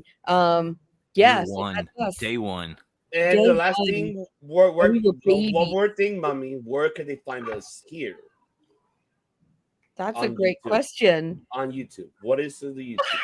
Look above my head. What's a YouTube? Debate. Jesus. This what happens when the talent show up late. She's tired of Rusty. Give her a break, homie. I haven't been on Circle of Debate in like a hot ass minute. So you're a hot ass minute, all right? You're coming in here like a rock. Circle of Debate. If you can't read Circle of Debate, get someone to read it for you. That's where you can find us on the YouTubes. Just look us up as that. Wendy coming in late, coming in late like the Rock. Read promos off her armband. I know we're wrapping up, but I gotta do this because she's just breaking. Viva la raza! If you're not cheating, you're not trying. She's bringing that heat. Y'all keep your lives together. Grandma can't do it for you. She's barely got a grasp on her own. And of course. How do we get here? Well, this is what we're gonna get with because I'm gonna let this man give his social media platforms, especially OnlyFans. So go ahead, let's go. Oh, you're going there. I was about to go the other route. Okay. All the links you need, people, can be found on Instagram on my link tree in my profile. JP24601 or 2460169. Oh, you said it.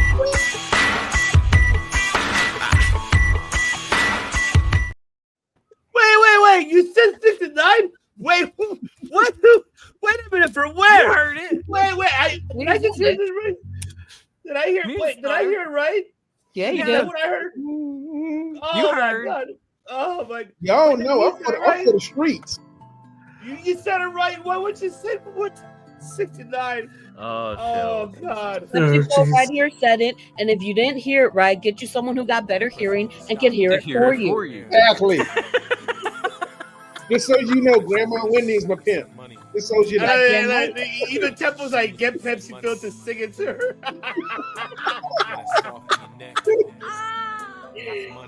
I love it. But you already heard it, folks. You already heard it, folks. The Debate Center is back in action. TRWT will be back as well. They will be fully back in action. We won't tell you when. You just have to subscribe and follow us right there in the link tree below.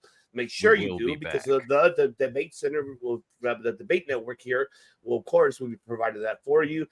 The link tree right below where you can follow everything, the social medias, everything else, everything. But I'm gonna let Dom let people know where on Instagram, especially, and on Twitter, the X. You tell them, DOM. Oh, for Top Rope, that's easy. You can find Top Rope on the X. Gonna give it to you at Top Rope WT.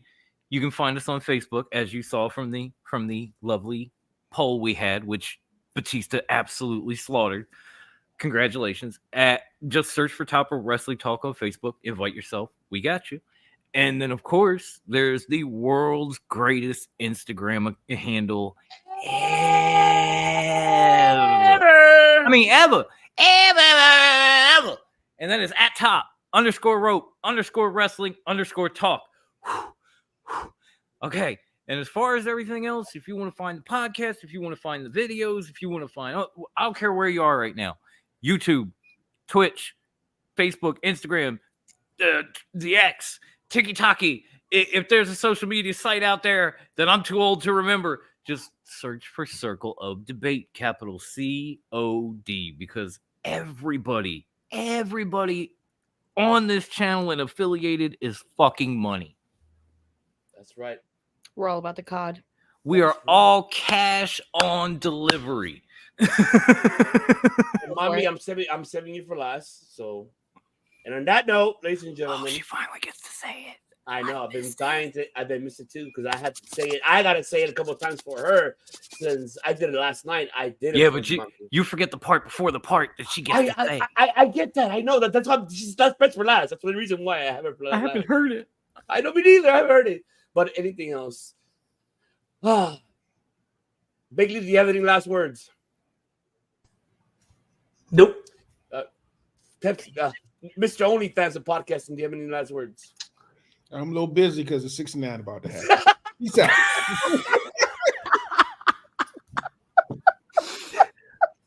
I'll be there in a second. Don't worry. Oh my God. I'll get this out the way. Enjoy wrestling, folks. If it's not your cup of tea, let somebody else drink it. And that is right, ladies and gentlemen. Here on the Debate Network and on the Wrestling Bros and on Cage My IQ, we don't just podcast, do MMA, do music, do movies, all of that. We make history. But, of course, best for last is the Mrs. President of all time who's going to say to you guys, thank you so much for tuning in. If you haven't subscribed to us now. Follow us on our social media platforms because we're here to make history for you guys because you make us make history for all of you. And most importantly, say it, Grandma. Stay fresh, cheese bags. Yes! That is right. And bye.